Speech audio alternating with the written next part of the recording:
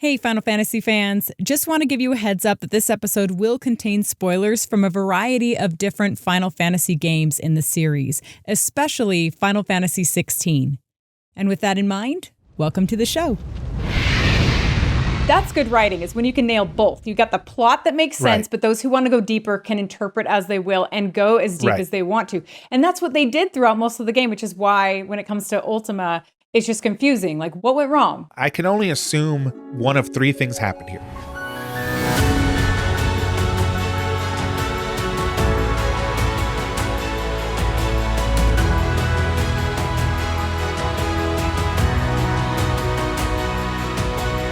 Hello, everyone. Welcome to the Final Fantasy Files, where we discuss all things Final Fantasy, from Kefka to the Ascians to Ultima.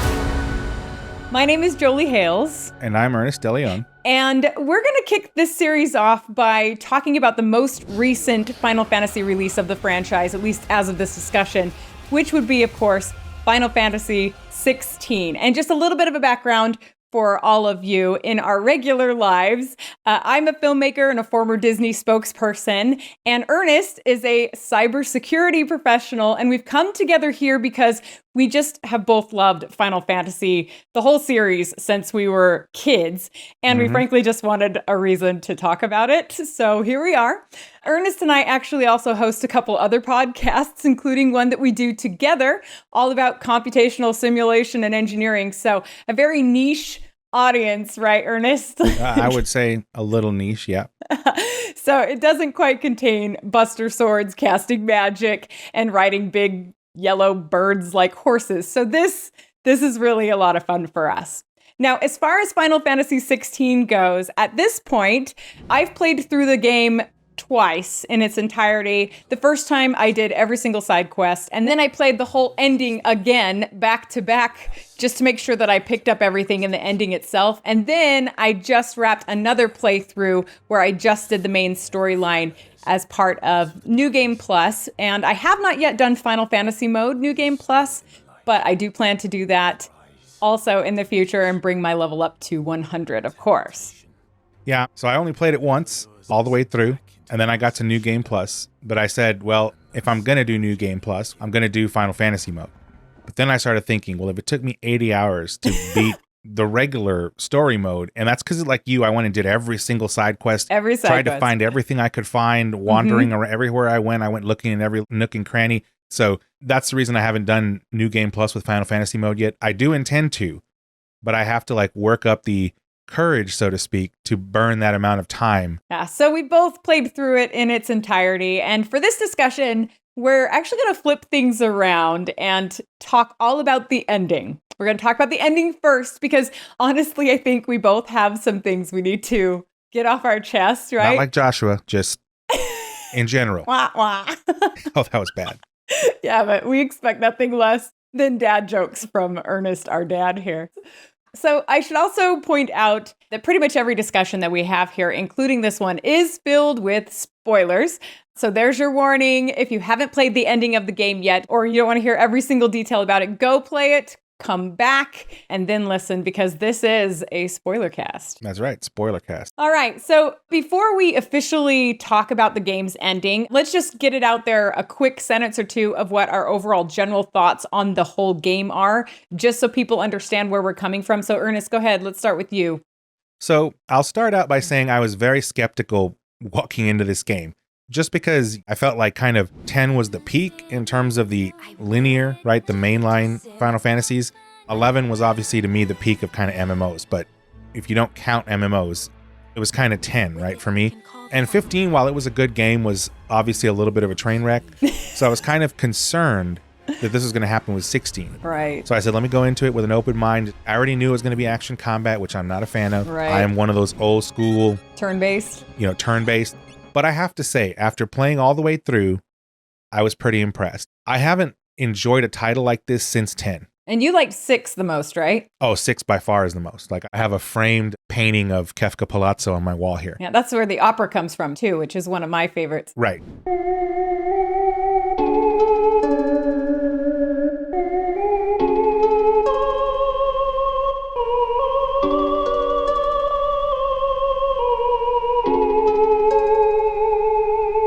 Yeah, I would agree with you. I've played pretty much all of the mainline Final Fantasies, also some of the little branch off Final Fantasies. I even played Brave Exvius for like a year. Oh, on the phone? Yeah. Oh, wow. It's very casino-ish. I just don't like mobile games. I just can't enjoy them. I don't know why. Yeah, and then I didn't play 11. I played 14, which I love. I survived. Did anyone else? I survived. I still have an active account. Joe's story on Genova. But yeah, I'm the same way. I love Final Fantasies. I really enjoyed 10. I just played 13. Some of it I really loved. Some of it drove me crazy. I loved 15. But that's because I loved the characters and the relationships. But then I had issues with the ending. But we won't go into those now because we have to talk about 16's ending. 15 was a great story. The combat just bothered me. That's all. Yeah, I just warp strike everybody. Over and over. That's just what I did. But my favorite character of all time, Ignis, is in that one. You can see my little Ignis figurine. You see it? Yeah, darn proud. But anyway, yeah, when it comes to Final Fantasy 16, I really do think the game is truly amazing, right? I can't say enough good things about it, to be honest, in some elements, like the voice acting, the storytelling. The dialogue is written better than past Final Fantasies and really kind of taken up quite a few notches. And of course, there's also the design elements, the music. There really is just so much in this game that is incredibly well done. And I'm excited to talk about a lot of those elements in detail in this discussion and future discussions because there's so much to consider. So my overall feeling of Final Fantasy 16 is they really nailed it on so many levels.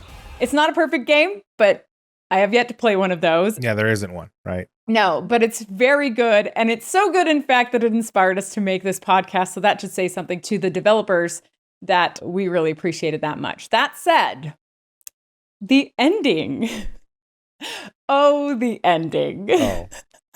First, I have a question for you, Ernest. Mm-hmm. Do you think Clive is dead? Oh, that's a tough one.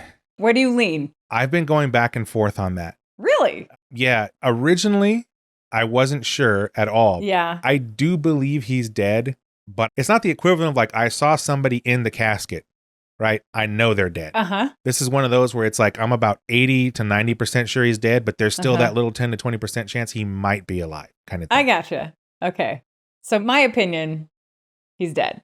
So Okay, well, I think he's dead. He's dead. So it'll be interesting to see, especially with the recent announcement of the new DLC, right? Right, exactly. The only way I can think of that he isn't dead is if like Yoshi P and team decided that they wanted to do like a sequel with him or something in the future. But otherwise, for me, I tend to be more literal and pragmatic in my evaluations. All signs point to dead. Yeah. The main reason I think he's dead is just it's a JRPG thing, right? Somebody has to pay with their life. And I think Clive was the one that drew the short straw on that one. So I too am like pretty sure he's dead, but like I said, you never know. And I mean, honestly, how did we even get to this question? I mean, there's so much to say, there's so much to interpret. So in order to do this justice, we're actually going to go through the entire ending and we're going to do this scene by scene, starting where the ending, I would say, really begins, which is at the farewell, like send-off scene. And so we'll recap what happens in case you haven't played the game for a little while. Up through this point, before we get to the farewell send-off, Clive and Joshua have been fighting through Waloed, and then they were whisked away by Ultima, who then kind of explained his purpose to them in some like interdimensional location. And then we ended up back at the hideaway in preparation for the final like duke it out with Ultima. So that brings us to the first part of the ending, that farewell send-off scene. So we're at the hideaway, and when I say we, I mean not just all of the classic players at the hideaway, like Otto and Karen and Gav and such, but pretty much everyone associated with Clive's journey, even outside of the hideaway. People who haven't even visited the hideaway before, as far as we know, right? So like Martha's there, Isabel or the Dame is there, Eloise is there, Lubor, Quentin, that weird Cyril guy from the Undying group that pretty much worships the Phoenix. He's there. I mean, everyone is there. They're waiting on the main deck when Clive and Joshua and Dion, who are the three heroes who will then seek out Ultima, right? They come down the stairs to have different farewell moments with some of the people we're seeing in the hideaway individually. And so first there's an emotional goodbye with Mid who even awkwardly hugs Dion and kind of surprises him. Then there's an emotional goodbye with Gav. Then Joshua says goodbye to Yote and Taya. And then the two brothers then say goodbye to Uncle Byron. And then it ends with Clive, Jill, and Torgal. And overall, I thought the scene was great. I'm a fan. Yeah, Uncle Byron was the best part of that scene. Yeah, the Uncle Byron part was great. And from a storytelling perspective, because storytelling is kind of my forte, that's my world as a filmmaker and a writer, I think the farewell scene does a number of things really well. So first, it really helps emphasize the heaviness of this upcoming mission, right? It's clearly so important and risky that everyone has come to see them off. The stakes are clearly very high. And then for the gamer, it's obvious from a pragmatic perspective that this is going to be the end boss, right? So get your levels up, your side quests need to be finished, your weapons should be upgraded. There ain't no coming back. Right. I also love that they made this scene because I think some games would kind of skip over this, but it's those character moments that we as Final Fantasy fans, probably one of the things we love the most are those interactions with characters. So bravo to the writers, to the developers for creating this scene. And I not only loved the use of music,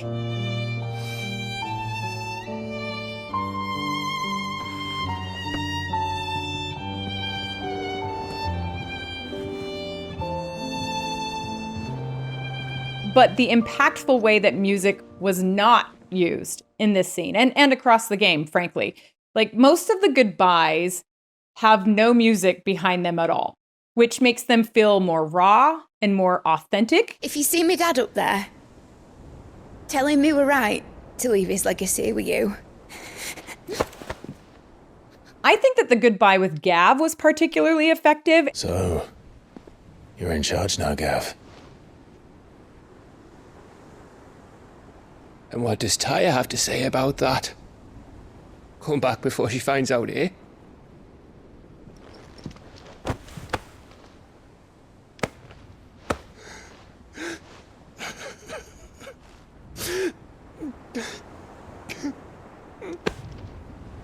And then, like you said, the one with Uncle Byron was on point from a tone perspective as well. Yeah, I think the thing I love about Uncle Byron so much in this game is like, he's weird because he's like eccentric, yet pragmatic, filthy rich, yet doesn't care about money. Like he's just this complete like layers. He's the crazy uncle is what he is of the family. Right. Mm-hmm. And so when he gets to this scene, these are his nephews. Right. So he knows his nephews are about to die. Or at least there's high risk. Even in that, he didn't let it like drag him into the pits of despair or whatever. He was just like. So you thought that Uncle Byron knew they wouldn't come back? Because I took it to be there's a very high chance that they might not come back, but they also could succeed. Because they've had these kinds of sort of smaller goodbyes in the past, and they've come back from them, you know? I have many more tales of your father's exploits to share.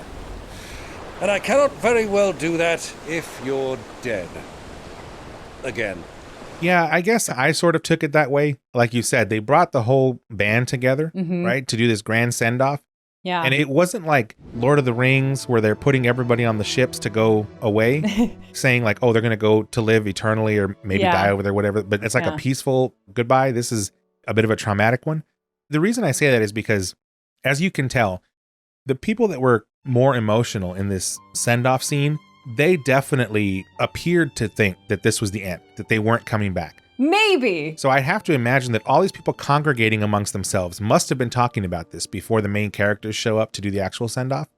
So I feel like it was a pervasive thought within that group that this was it. Now, like you said, Hope might say maybe they can pull this off and come back. Right? But I just feel like it was written for us to think this is the end, barring a hope that something magical happened and they survive. Okay, that's interesting because when I was watching it, I totally thought that this was the big send-off as kind of a high stakes. They might not come back, so we need to give them the goodbye they deserve in case this is the last time we see them again. But we're also going to send them off with our strength, hoping that we see them again.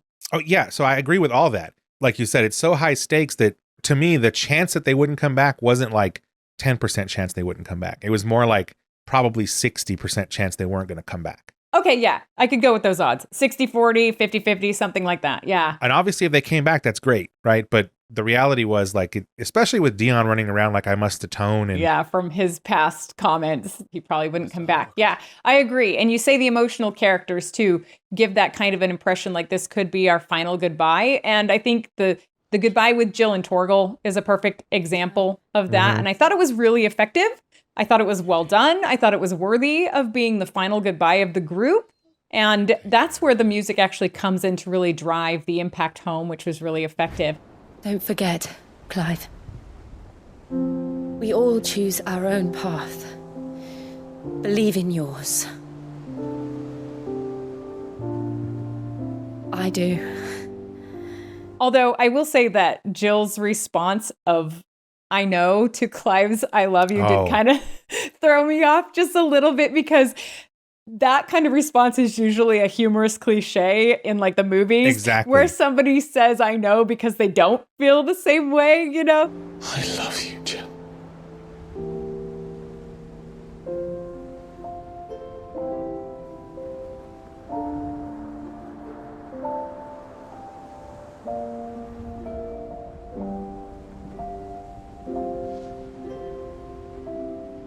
I know. That was kind of one of those moments, but I feel like the following dialogue did redeem itself, but it did pull me out to kind of laugh a little bit. Maybe that's why they did it, right? Because they know that that's like a humorous like Western trope or whatever. Right. So maybe they were trying to make it a little light, but it was a little bit weird. If they had just changed it from I know to I've known, that would have made the scene entirely different. Totally different. Right? Yeah. But yeah, when I saw it, I was like, I can't tell if this is trying to be funny, intentional, or if this is one of those where like the localization effort. That's what I was thinking too. Didn't pan out the way it was supposed to. I couldn't tell, but I know exactly what you're talking about. So I was like, well, that was awkward. Yeah, you know? That's kind of how I felt too. And other than that little part, I loved the heads put together, the hugs, the tears, all of it. And then seeing Jill cry and then run after the three guys as they flew away. I thought that was really touching. I thought it was really well done. I mean, all around, this scene was just very, very good. And I really liked it. I do have to say, though, if I had any critiques, I would maybe ask for a few more farewells. Like, I thought it was a little weird that we had a personal goodbye with Taya, but we didn't have one with like Otto or Karen or even Goots, who we traveled with quite a bit. Right. And maybe the developers were just, they didn't want to drag the scene on too long, or maybe they considered that some of those stories had already been closed via side quests or something. So maybe that's why they weren't in the farewell mix. Or maybe they ran out of money for the scene. I don't know. But I would have been good with more minutes of farewells with people, because these are the characters we've just spent, like you said, 80 hours with, right? What's another minute or two with them? Yeah, I definitely got the impression at several points in the game where it felt like they were either rushing something to close a thread, or something could have been worked out more, but they kind of just cut it off abruptly. Yeah. And immediately the first thing that came to mind was, okay, this was like a budget and a time call, right? It's like, and that could have been the case. We don't have the time to fully flesh this thing out. We need to get this thing out the door in a certain amount of time. And I think what happened is they just said, okay, well, we've got enough of it there. Let's try to tie it up, right? And just kind of send it off. But yeah, there could have been more in this send-off scene, but I think they were at the point already where it was like, okay, this thing needs to ship. So right. For all we know, they recorded several other scenes and then said, and then couldn't animate them or something. Yeah, it was just, they didn't come out the way they wanted them to or whatever, and just cut them. That very well could be the case. And then the only other critique I have of this scene, and again, remember, they did so much right. So this is just a tiny little thing. It's actually something that wasn't a critique until I wrapped up the entire ending. And so this is through my second playthrough, I realized, oh, wait a minute. I don't love that. It's during the goodbye with Jill and Clive when Clive says, I'll be back. I promise. I'll be back. I promise.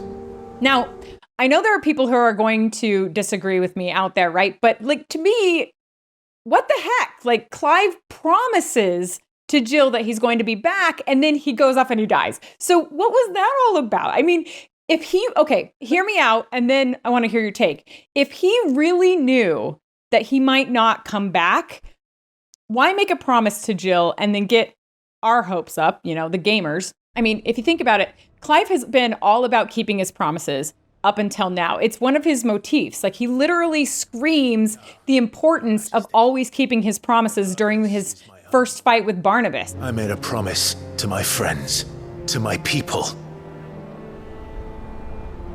And nothing is going to stand in my way.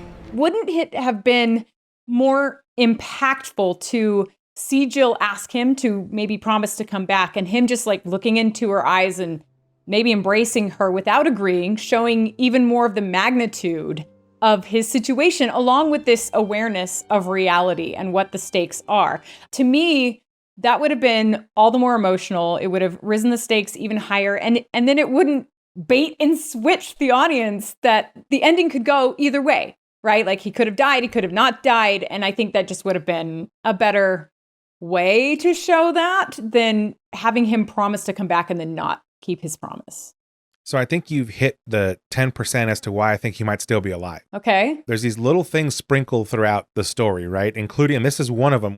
Now, I would imagine that if you're going off to war, there's a high chance you're not going to make it back. So let's think like World War I, World War II.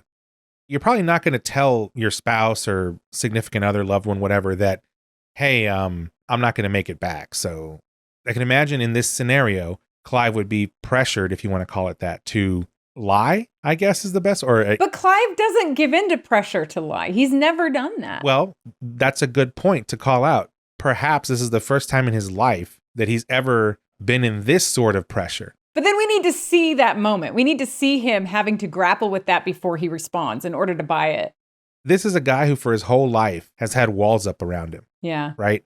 So it could just be that at this scene, those walls finally came down and he couldn't deal with it, like in his normal, demeanor. Who knows? Again, this is why I say, like, there's that 10% chance that maybe he's still alive. Still. And when they talk about DLC and I know that I've been trying to avoid that topic.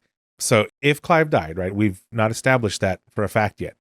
I think he's dead. Although we think he did. He's dead. I can see that scene was a little odd given the context, but at the same time, it's like, I don't know what the purpose of that was. Like you said. But that's the thing is, like, if we don't know the purpose when the game is wrapped up in a ribbon and done, there's a problem. Right. Right? Like, the writers need to tie up all the loose ends. And that was just one. It's a small loose end, you could argue. So it's not like the end of the world doesn't ruin the game. Right. But it's one of those things that through my second playthrough, I did not love.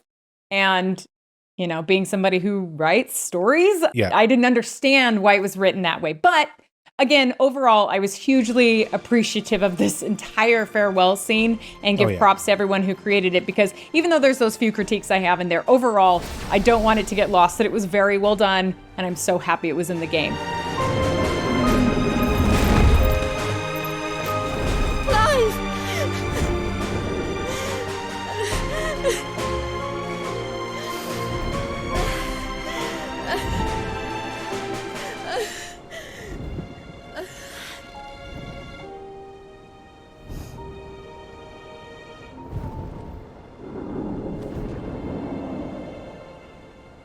That brings us to the second part of the ending, arriving at Origin and facing Ultima with the three icons. So that's Ifrit, Phoenix, and Bahamut. And basically in this scene, as a memory jogger, Clive and Joshua hop on Bahamut's back. They fly to Origin, which is this crystal floating in the sky. They break in with the help of Bahamut. They face Ultima, who then gives some monologuing backstory. It was here that we slumbered. But there's some cool music that then kicks in. There's 3 of us and 1 of him. Let's make it count.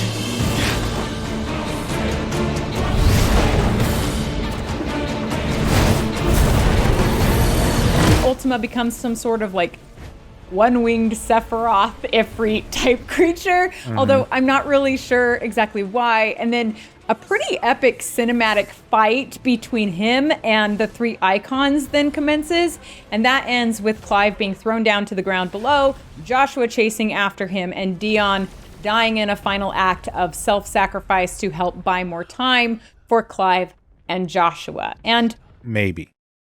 Okay, you think that Dion dying is also questionable? I think it's questionable.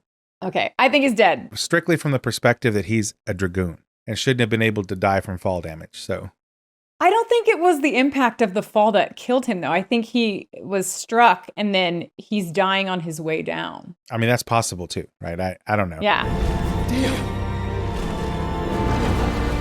Go! Save your brother!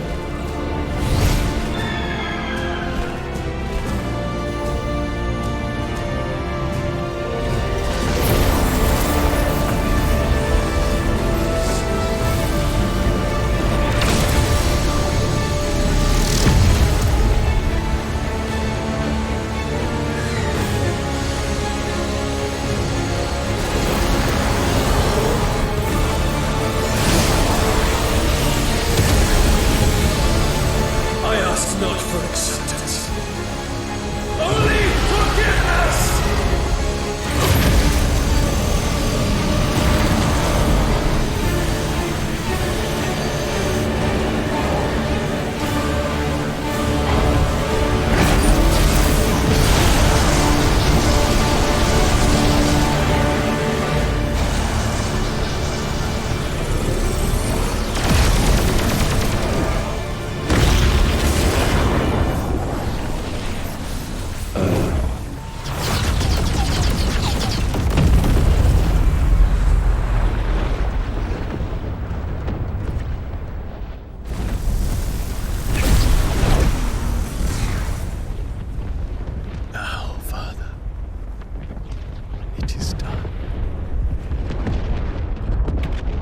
Was he gray in Vivian's thing?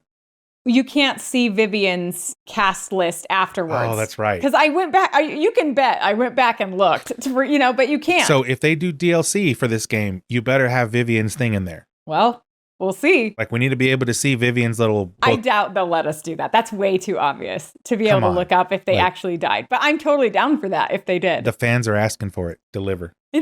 My life ended in the Dominion. I fear death no more. So when it comes to this second part of the ending, if you will, aside from some of the confusing Ultima stuff, I thought this whole scene was awesome, right? Watching the three icons join forces against some evil god made for some really kind of epic moments and some pretty incredible JRPG visuals, of course, which is what we want to see, right? And for me, anything that the Phoenix does just looks friggin' awesome, right? That glowing firelight that dances around whenever Joshua or the Phoenix does something is just super cool. And the whole thing, yeah, it's a little bit over the top, but it's over the top in the awesomest way possible. It doesn't quite hit the over the top level of the Michael Bay style smackdown of the Titan fight, which is a little extreme for me. I thought they hit the right note for this scene, and that Tri-Disaster spell, of course, when those three icons combined powers was also super rad.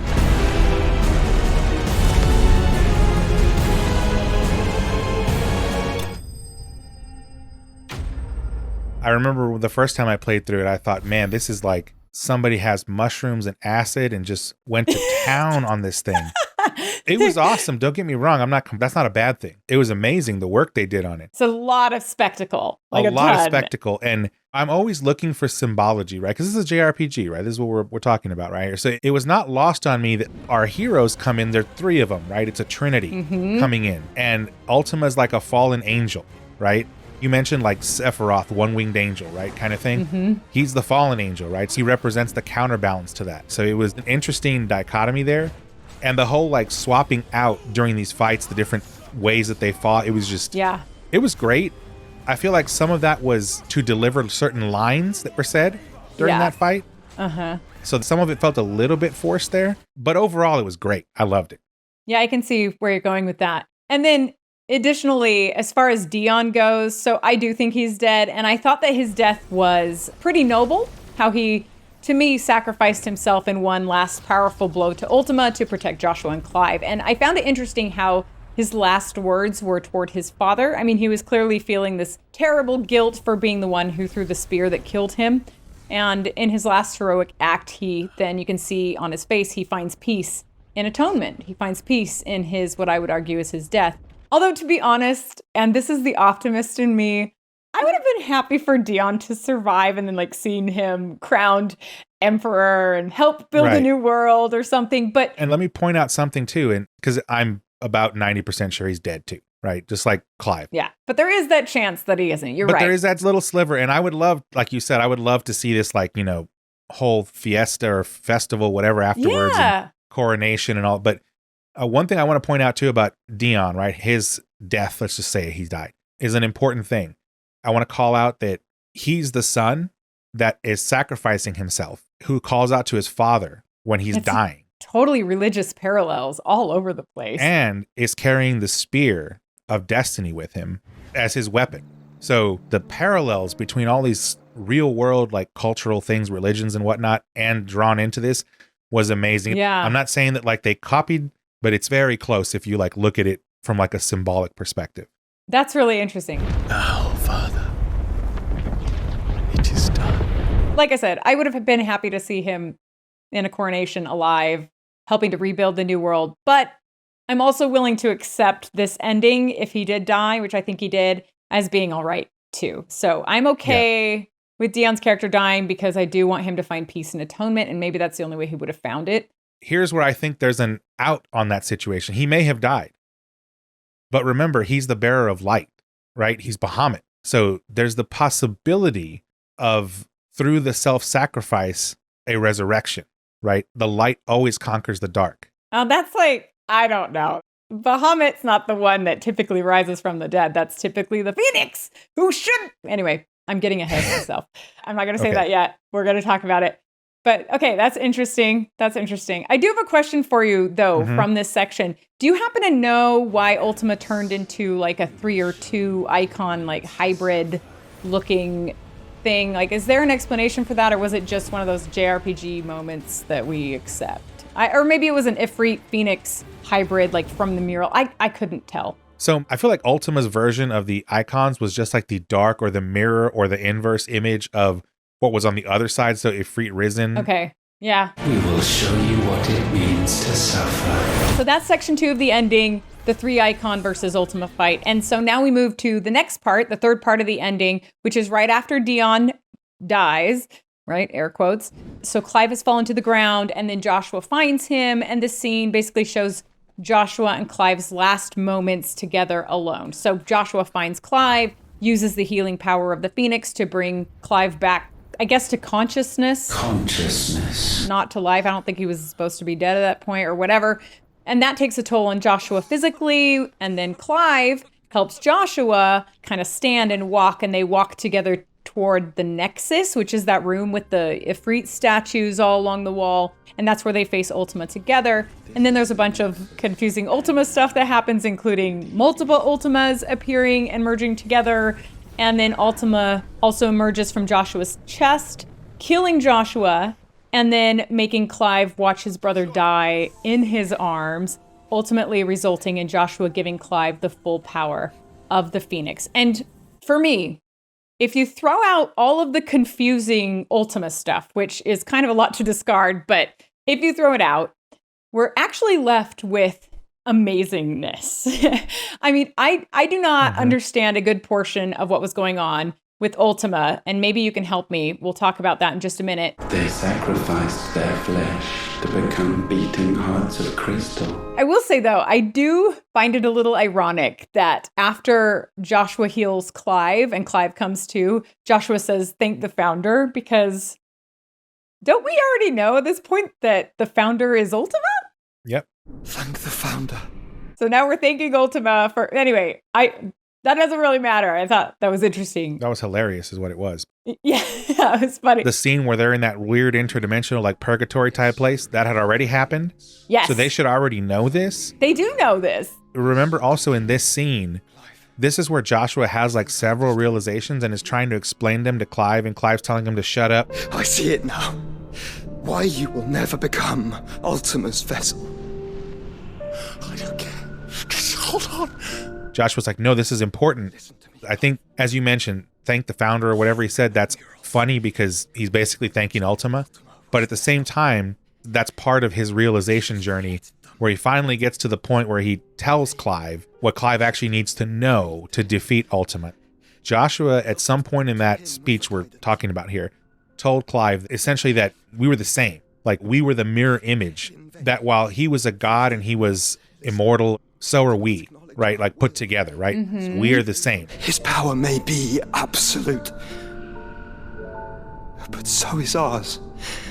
So in other words, he was trying to tell Clive, like, there's no way for Ultima to defeat us, that we're literally a god at this point. But he's telling Clive, like, this is how you're going to defeat him. Like, us put together, right? The whole of humanity, our free will, our choice is half of the equation. The other half is that Ultima created Clive ultimately, right? By way of like a super long string of evolution to be the vessel that Ultima was going to take to cast this like multi-thousand-year-old spell that was going to let him do whatever he wanted to do.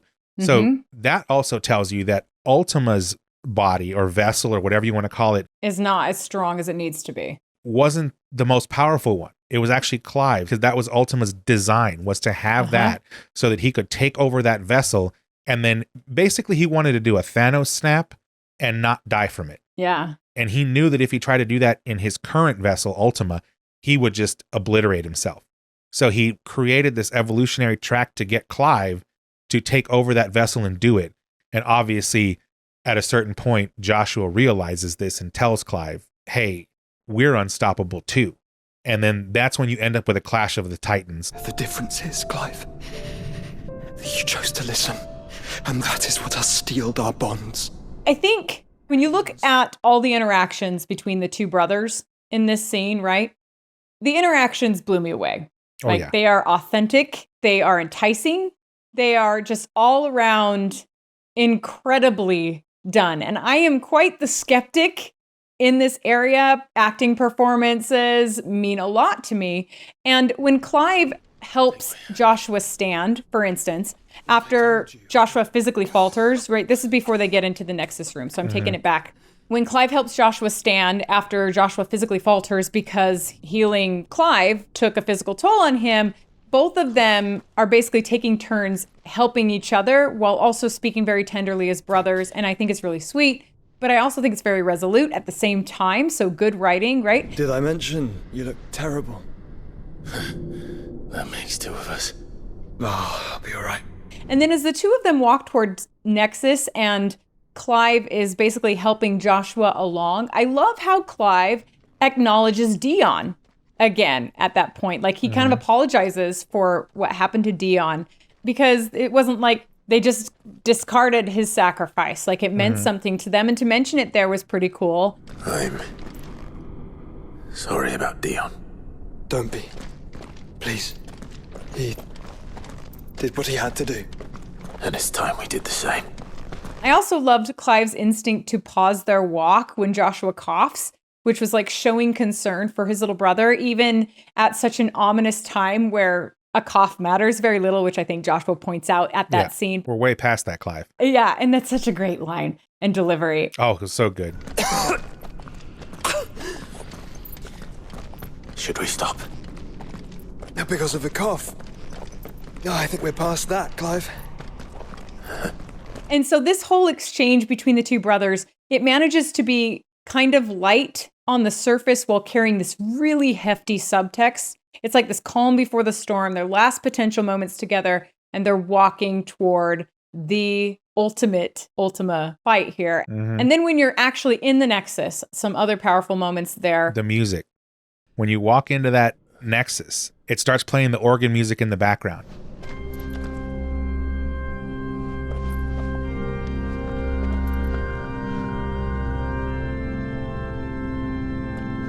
Clive.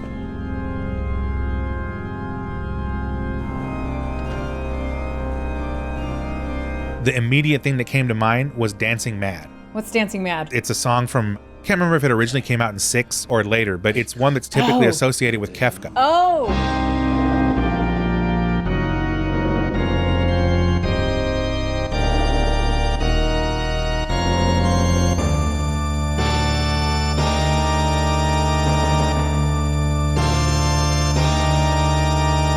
And so the minute I heard that music and the organ, I was like, oh man. And I got all excited because I thought, Kefka's going to show up, right? But of course, Kefka's not going to show up in this story. But that's interesting because oftentimes the big baddie has organ music, right? Because which is kind of associated with churches, religion, and there it is, interwoven here. It's like this Ultima, this is a god, right? So it makes sense to have kind of a creepy organ music that plays his theme. Yep. And also organs are like very antique, they're ancient, right? So they're kind of bringing up the fact that Ultima is ancient. He's not like some young good point. spirit. He's from way back when organs were a thing, right? It was phenomenal. A great overall scene, the links to like classical Western religions, even the part where all the Ultimas split up and then they basically made a giant cross. Yes. When they reassembled. Yes, I did notice that. I was like, wow, okay, just throw it out there, right? Like I was, it was not very subtle.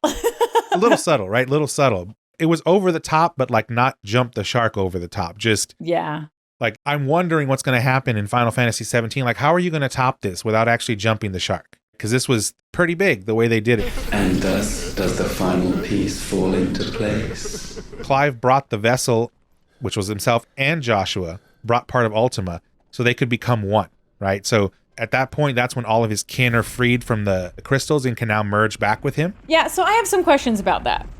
Okay, so this Ultima bursts out of Joshua's chest, and there's all these Ultimas that keep like merging with the Ultima that you're talking to. Are those, I didn't understand if those were part of like Ultima's race or if they were just pieces of Ultima. You know, I couldn't figure it out either, except for the fact that he used the word kin. I shall raise my kin from their eternal slumber. Yeah, but that could be either one. It could be, right? But usually when we use the word kin, we're referring to like relatives, like it's another person, another entity. So I couldn't tell whether it was one of those where they were literally others of his species, if you want to call it that. Yeah. Right? Because I know he's a god, but like it's hard to figure out whether he's trying to say these are his brothers and sisters. Because I think he referred to them as that too at one point, his brothers and sisters. I think he does, yeah. Which, again, I'm confused. Which could mean that they were literally either his family or his species, right? And they had sacrificed themselves. Right, but this is part of the problem, right? Like, we should know. We should understand by the time the game is ended, were they clones of him, were they pieces of him, or were they completely other beings who were part of his race? Like, it's true. That was part of the problem with the Ultima storyline, is that when there's so much ambiguity from a pragmatic perspective, that's the enemy of storytelling. It takes people out of the story. And I think that was like probably the biggest critique of the game, besides some of the stuff I have at the ending. It is, but they throw these little hints out there. And that's the other problem, is maybe some of it's a red herring. I don't know, but like... You don't know, yeah. Remember that when Ultima is telling them about Origin, right? He's like, this is our arc. Right? Where it all began. Where it all begins. Our arc. So that means, and he even said so, like they came from some other world that they tried to do the same thing and that one just didn't work out. Didn't work out. So now we're thinking, okay, maybe he's an alien, right? He's gotten in this arc, and an arc has a very specific meaning to modern day humans. Carries you to life. Yeah, to life, but also it is a thing that would be used to preserve life in the event of like a catastrophic or a cataclysmic thing, right? So when he talks about we were on another planet and it went the wrong way or went south or whatever, so we got in our arc and came over here, if you kind of like parallel that with Noah and his arc, right? Then that infers that they're aliens, right? Which is totally possible, because I think that's in other Final Fantasies. Okay, so now you're a superior alien species that is functionally a god in this world. Like it's hard to put it all together. So kind of like 13, actually. Final Fantasy 13 has a similar story. Right, exactly. So that makes me think like, okay, maybe it is a species of like aliens and this was their last hurrah. Like if this didn't work out, they were basically going to go extinct. Right. Because I know I've seen other movies and stories where that's the case, where the villain is actually an alien species that is at the edge of extinction. Right. And if they don't do something, even though we might consider it evil, their whole species is gone. Yeah. And I think Clive hints to him saying, this is literally self-preservation. Yeah. Right? He tells him that. This was never about creation, only self-preservation. So you start tying all these things together and I'm like, well, maybe that's what that is. But we didn't know. know. That's the problem. They're so close. And then they just don't tie up the loose ends, you know? And then there's the whole thing where, like you said, he pulls all of them into him to make like this super Ultima, if you want to call it that. There were a couple times that it happened. And I loved the ones that were like dancing all gracefully into the air. I thought that was actually really beautiful. Right. And that's the other part that kind of questions it, right? So he brings them all together into one thing. We beat him twice in that scenario. And then he tells him, like, you know nothing about me. And then he, like, splits himself open and they start spilling out of it. And then they eventually form, like, that giant cross. So I have no idea. Like, it's just so wild what happened. That's why I said it's over the top. Like, I'm still to this day trying to figure out what the hell happened. Right. But it was awesome. Whatever it was awesome. That's the thing, is like you're willing to kind of accept some of the ambiguity just because of the cool spectacle and the results of it. I agree with that. But before we go any further on this and move on to the next scene, I do want to bring things back to talk about Joshua's death scene, because I thought it was incredibly brilliant. I got to call out both of those actors, Ben Starr, who plays Clive, and Jonathan Case, who plays Joshua. They do an absolute fantastic job of authentically really putting themselves in the scene. They deliver their dialogue believably because they're actually, when they're recording it, you can tell they are in the scene, right? They're not acting, air quotes, they're there. And so it's so believable as a result. His power may be absolute, but so is ours. And so will yours be. With my light in your heart, not even a god might stop us. Joshua!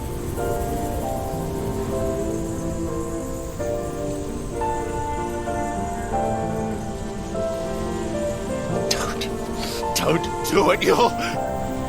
Enough, Clive. My body is too far gone. If the wound does not take me, the curse will.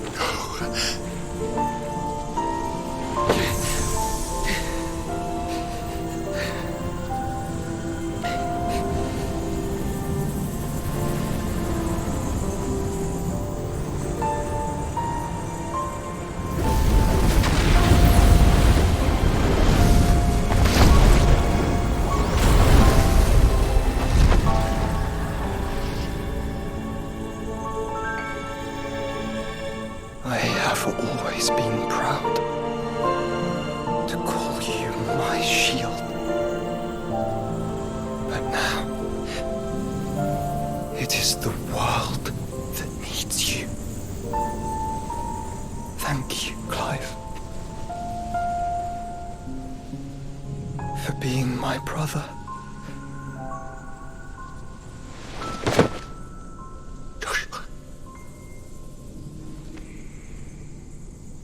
And Clive's final mourning of Joshua is just heart-wrenchingly fantastic. I mean, the acting beats are totally believable throughout all of it. I was blown away that I was watching and feeling all of this during a video game. You're watching a movie. Yeah, that's what it is at this point. But it's one that we have even more connection to because we've been the characters.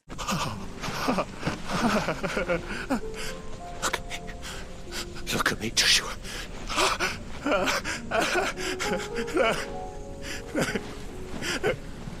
Open your eyes! Open your eyes, Damien!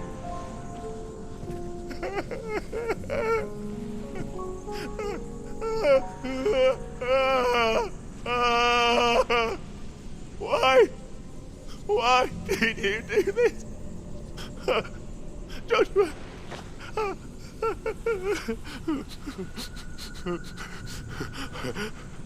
Joshua!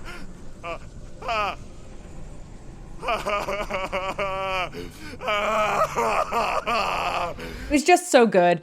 The writing is good too. The line that Joshua gives about, I have always been proud to call you my shield, but now it is the world that needs you. And then the moment where Joshua gives the full power of the Phoenix to Clive and he sprouts the wings of the Phoenix, and the music is just beautiful. The visuals are stunning. The glow of the Phoenix light, the camera angles were on point. The emotions were raw. It was just, I cannot say enough good things about this. It was amazing, amazing, amazing. Good stuff all the way down to that final feather that falls into Clive's hand after Joshua dies.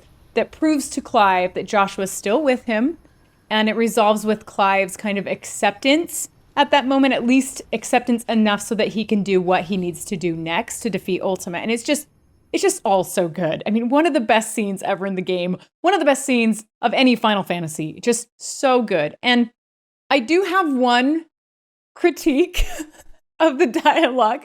Of course. I will say, I feel bad concentrating on the critiques because there's so much good here.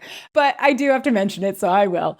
I love all the brother stuff in this scene, but there's another line here, just like the farewell scene with Jill, right? That I didn't have any trouble with the first time I played through until after I had completed the full ending. And that was this line. And it's a very similar issue I had with the other line in the conversation with Jill. So as Joshua is dying, he starts talking about faith to Clive. And I'm a faith person. I love faith. I love talking about faith, thinking about faith. It's a very interesting concept. And Joshua says the line, faith to answer Jill's plea. Faith that you will answer Jill's plea to save yourself. So if you take that phrase, save yourself, as meaning surviving, which is what I initially interpreted as, then once again, it gets our hopes up as the gamer that Clive is going to fight to survive in the end. And then he goes and he dies, right? So much for that faith that Joshua was talking about. I mean, what was the point? Yeah, I took that line a little bit differently because I remembered the conversations that Jill and Clive had been having throughout the game where each of them had their issues they had to deal with, right? And I took it more as like the faith to save himself wasn't a physical, like preserve my life, but it was the fact that he blamed himself for so much, right? Like initially for the death of his brother and then for all these other things. And to me, it was more like to save yourself is to basically forgive yourself, right? Yeah, I think that's possible. Yeah. But I think as a writer, if you're going to make that what they're talking about, they need to show that he has that moment where he does, save himself in that way. I don't feel like, honestly, I felt like Clive forgave himself much earlier. I don't think that that was a huge problem up to this point. So it didn't play out that well for me, even though I totally see how you could interpret it that way. And I'm sure, and that could be what they meant. It could also mean that maybe save yourself is that you survive long enough to do what you need to do, right? Like it could also be that. Yeah. And then of course I have the Ultima questions we've been talking about here. I don't fully understand the multiple Ultimas. I don't understand the one caged in Joshua's chest while we simultaneously saw Ultima around in other locations throughout the game. I don't understand. Oh, this is another question. Do you understand the Ifrit statues on the wall? The murals, you mean? No, there's actual statues on the wall of Ifrit. Oh, in the Nexus. I don't understand those. I mean, I saw them. I know which ones you're talking about. The ones that are all around the inside of that Nexus. Is that just like this is the vessel that we're going to ultimately use or something? Or is there some significance for those? I need to look this up on Reddit. I have no idea. The only thing that I could think of, right, and this is like completely not at all written into the story or game, is that many ancient religions believe that this is not the first incarnation of humanity or our reality or this universe, that it's happened multiple times over. And the only thing I can think of is each one of those is like a historical record of like this happening again, a time that they tried and failed and tried and failed. Kind of like the Matrix, right? Where you get to the point where Keanu understands that, like, I forgot what the architect tells him. This is like the 6th or 7th or 5th or however many times we've tried this. Every single time we get to the anomaly, I have to reboot the system, right? Kind of thing. Like, there's no way that the game implied that. Yes. That was just my thought when I saw that. It was just like, okay, that's what this is. These are just stations that each represent like all the times that they tried to, and I don't mean like on Valisthea. I mean like each one of those. Remember, this is the arc they're in, right? That this is telling the story of every other planet where they tried this and it failed. Right. I guess I just thought, I don't know, looking back, maybe that's the case. Because in Final Fantasy XIV, there are some storyline plots that have to do with you, the Warrior of Light, and reincarnation, as far as the Ascians are concerned. And anybody who's played 14 knows exactly what I'm talking about. I mean, it's the same game makers, right? This star still has secrets to tell. Ultima does say that those Ultimas or parts of those Ultimas had basically sacrificed their bodies to become the mother crystals until we destroyed them. They sacrificed their flesh to become beating hearts of crystal that pumped the land's lifeblood from the depths of the earth unto this very chamber.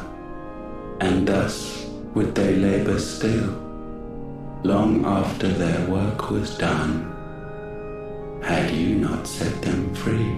I don't know. And then also Ultima says, "Welcome home, brother," when we walk into the room. Welcome home, brother. Is he talking to Clive? Is he talking to Joshua? Is he talking to the Ultima caged in Joshua's chest? I honestly want to know the answers to these questions, and I fully intend to seek them out from the interwebs for a future discussion. I feel like he was talking about all of the above, right? That's just too much for me. Remember that the thing inside of Joshua, again, if you call it his kin or his brothers and sisters, then that was one of them. That was one of his brothers. But also, if you consider up until that point, he still believes he's going to take Clive as his vessel, right? And Joshua's the brother, right? So like he could have been multiple things at the same time, he's saying. I guess, but I don't accept that as good writing. Well, I mean, and they've been so good to this point. So I guess because I was confused and I consider myself an intelligent human being, like if I'm confused, other people are confused, which is a problem, but maybe I'm giving myself more credit than I deserve and other people understand it. I don't know. But we could talk about this for a long time, but let's go to the next part of the ending, which is the fourth part, which is where we actually get to fight. So there's 3 stages of Ultima fights, right? This is the first of these, I would say, amazing fights, frankly speaking, with Ultima. And this one is person to person in this case. And there's some dialogue in there with Ultima. Some of it is a little confusing about how he created humans and icons for this specific moment so that he could take the vessel. Countless centuries have I waited for this moment. This moment in which I might revel in my creation, only to find it profaned. I get the idea of wanting Clive to have maybe all of the powers of the icons before Ultima takes him as a vessel. But the vessel concept was always a little unclear, and on multiple occasions throughout the game, it appears that Ultima is trying to take Clive, or part of Ultima, or one of the Ultimas, is trying to take Clive as a vessel right at that moment without him having received all of the icon powers. We are come to claim our vessel.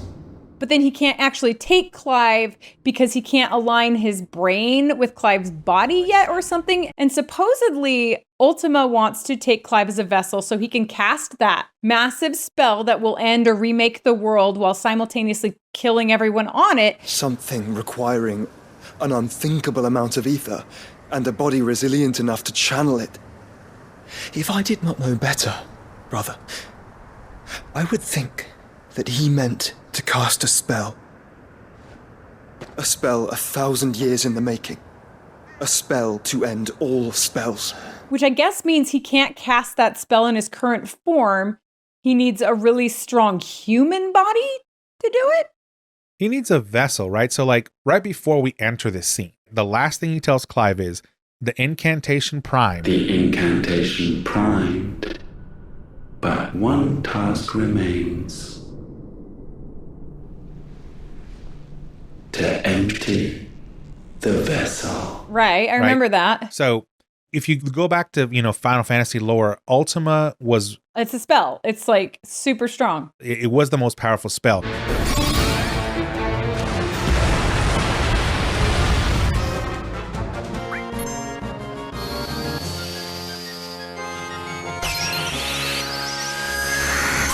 But the downside to using Ultima, if you remember, was it was super expensive, right? Yeah. In terms of MP, and it took a very long time to cast. Yep. Right? So like you left yourself open and vulnerable until that thing finally went off. But when it did, it was utter destruction, right? So I think what's happening here is like Ultima knows that if he tries to cast it in his current form, it will obliterate him. I don't think it's that he can't cast it. I think he can. He just won't survive it. He won't survive it. And so then what's the point? Because he's a god, right? The whole point of it, as Clive told him, was self-preservation. So is it kind of like he takes the vessel and it kills the vessel in process of casting the spell, but Ultima then is able to live on? Because it's just the vessel that dies? I'm not sure if that's the way it is. I think what's supposed to happen is this vessel that he made, and again, remember how he made this. Like, so he's a god, but he clearly doesn't have the power to just do whatever he wants. He had to create this evolutionary chain that resulted in a human that would become a vessel that he could take over, and then he could do his Thanos snap or whatever the hell he was going to do and survive it. So the way it sounded to me from the story here was that he was going to inhabit Clive's body, basically take over his mind, and then he would cast the spell, but he, in Clive's body or vessel, would survive it. Uh-huh. And then he would basically just start over again. Interesting. Right? So it's like Clive would live, but it wouldn't be Clive. It would be Ultima in the there. form of Clive. Right? But in order to take over his body, he needed to take over his mind, like you said.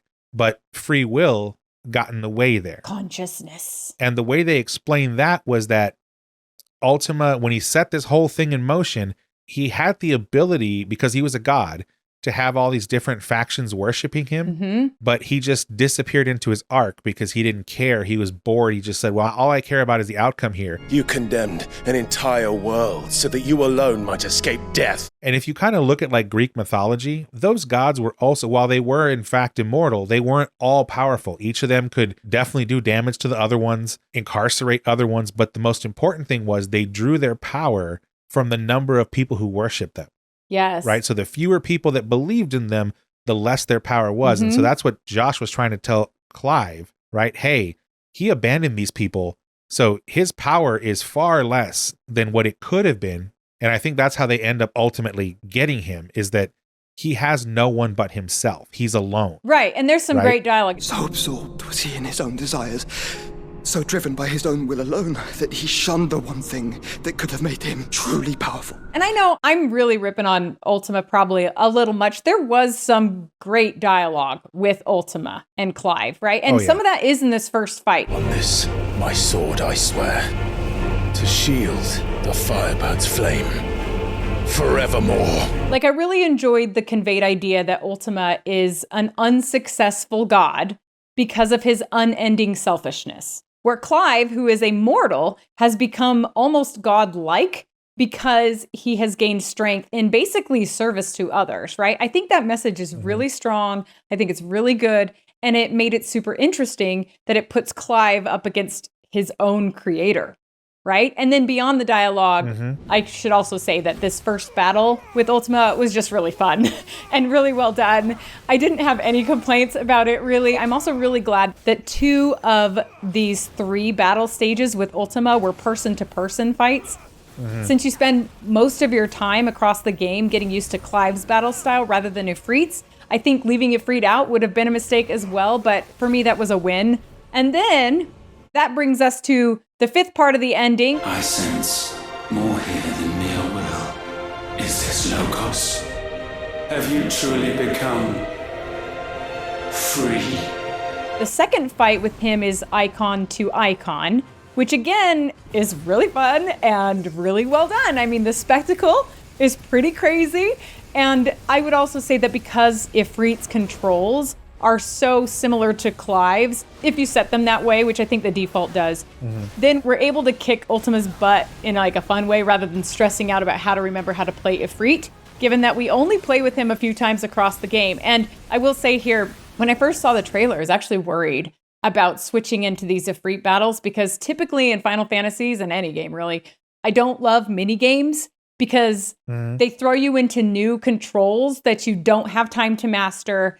And they're often very stressful and frustrating. Maybe I'm just not very naturally good at picking up the controls or something on these mini games, but I was worried that was going to be a problem with this game. And it turned out to actually not be. I think the developers struck a perfect chord in how they went about letting you learn Ifrit's controls. They weren't hard. There's only so many things you can do with him, but I give them props for that because I was worried that was going to be something I would hate. Turned out that I had a lot of fun.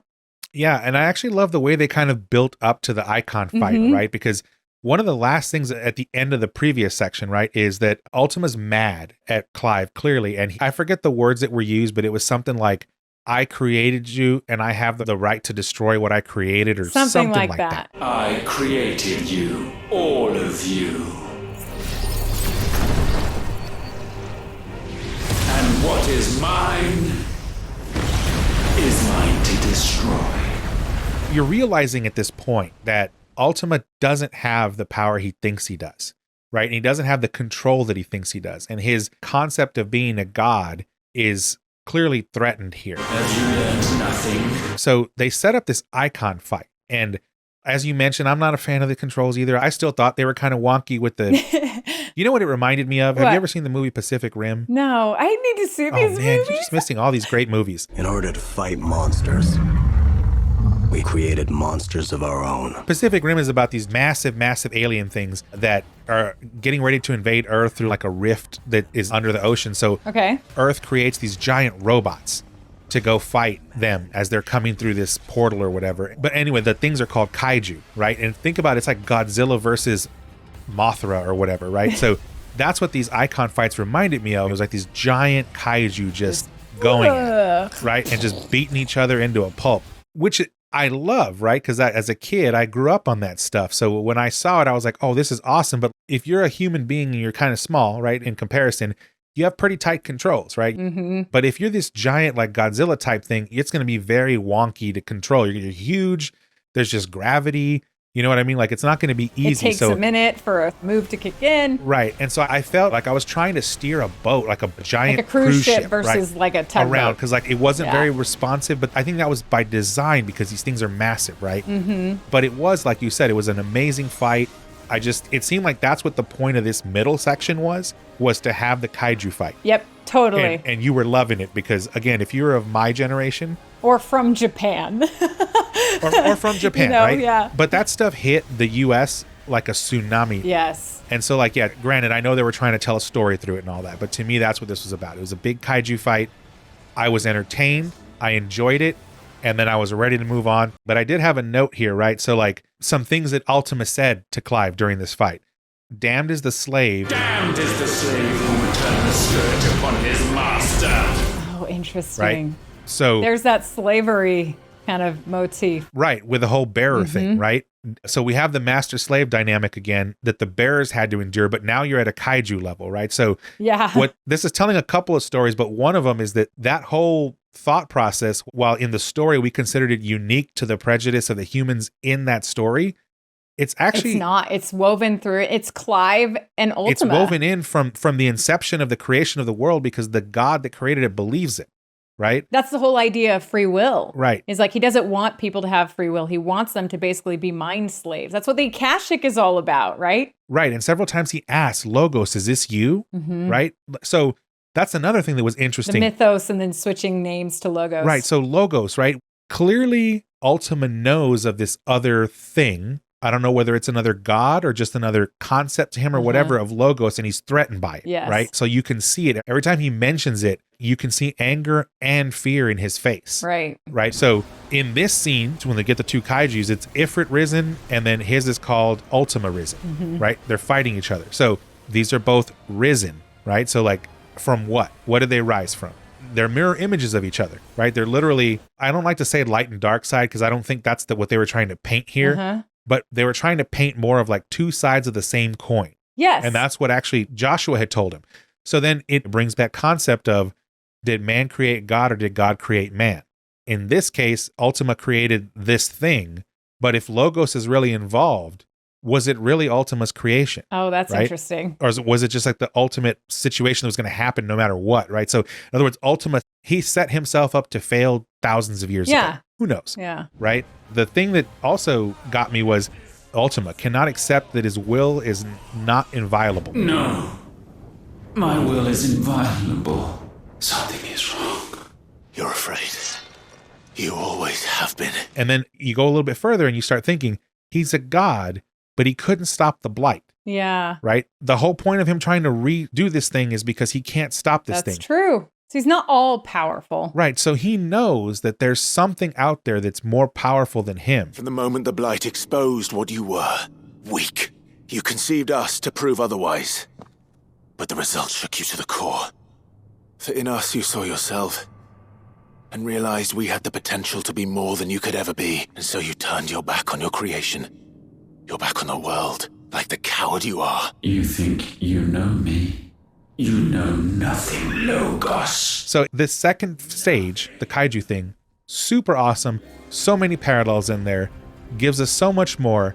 And then all it does is it sets us up for what's like the ultimate, the third phase, the final phase, if you want to call it that, between the two. The final phase. This is the sixth part of the ending, or the third battle with Ultima, right?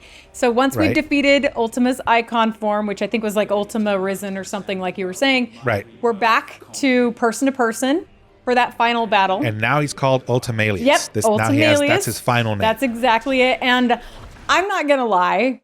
I think this may be the best end boss fight I've ever played. To me, it was just so incredibly well done. The combat is fun. The music is incredible. The visuals are epic. Yes. It's a good... Yes, all of that. It's also like this good mix of cinematic clashes and regular combat. It's just good. It's good. It's good. It's good. It's good. It's good. I was totally jamming out to that music, by the way.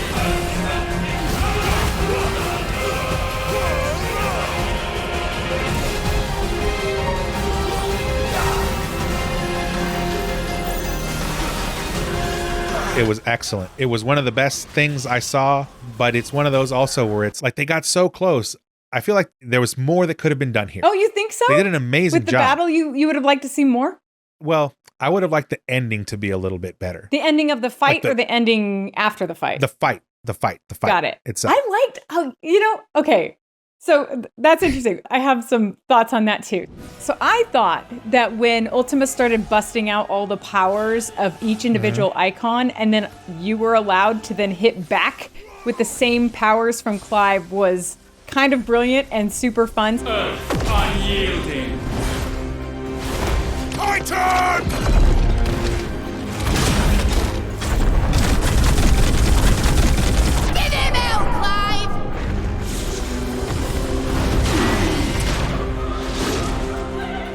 Okay, there's also this really interesting dialogue within this fight. Let's start there.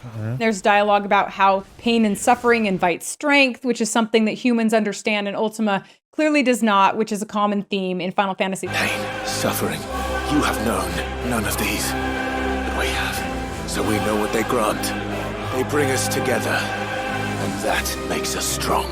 And I love how you said two sides of the same coin. It's interesting because Ultima, when he first starts out in existence or in this world, he's probably this god. So he's really powerful. Mankind, not so powerful. But because Ultima is so selfish and doesn't pay heed to his own creations, he kind of falls from that potential of being powerful. Right. And mankind gains free will and starts to rise to where they become almost equal, right? At least with Clive and Ultima. And that's when they're two sides of the same coin. And I especially love some of the lines in this scene, like, quote, "So sure of your place atop the world." So sure of your place atop the world. You refuse to acknowledge those below. You chose to remain alone. Which, of course, alludes to the power of human connection and unity and free will. Common themes in Final Fantasies that I think people can really relate to. And then Clive continues with another great line, quote, "And you shunned the one thing." And so you shunned the one thing that could have made you stronger.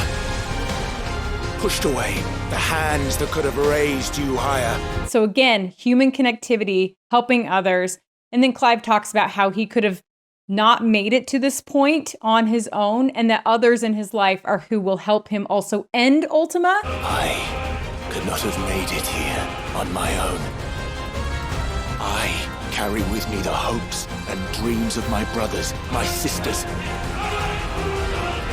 And it is they who will give me the strength to end your reign. And then we get to hear the voices of his friends and his family, his loved ones throughout his journey as he lands these final blows. And I thought that was awesome. Together! Onward, my son. Forevermore. But I will say, so after you're like destroying him, right? He tops it all off with that fiery punch to the face. That was the part that I just laughed out loud. Like I'm just like, it was. That's the part I had a problem with. Okay, that makes total sense. Part of me thought it was just awesome, and part of me thought it was ridiculous. So I'm in the middle. Right? Exactly. I was like, on the one hand, I loved it because he has a punchable face. He totally right. does. So I was all about that, but it was just so corny. It's over.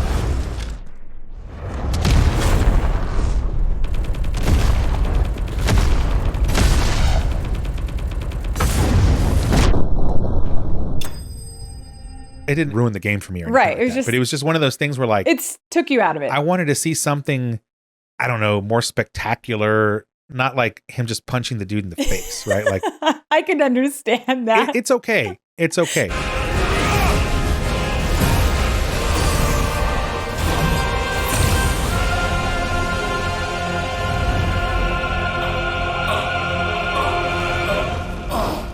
And then some more dialogue that really got me, right? So you get to this point and he says, I cannot end.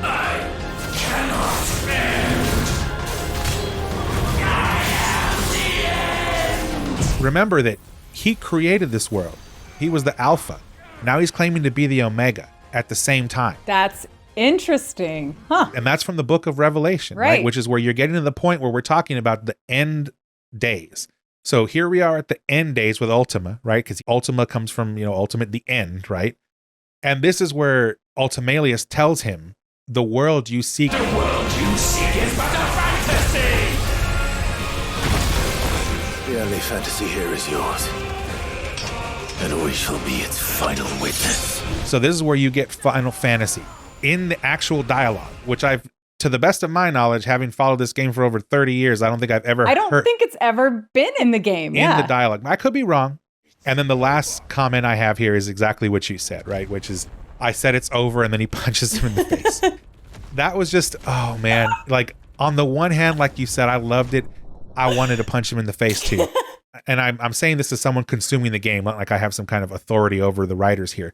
The only reason I let it go, so to speak, was because Ultima was someone of extreme arrogance, right? Yep. And Clive brought him down to his knees. And so the punch was like the final, like, hey, we're going to knock the arrogance out of you.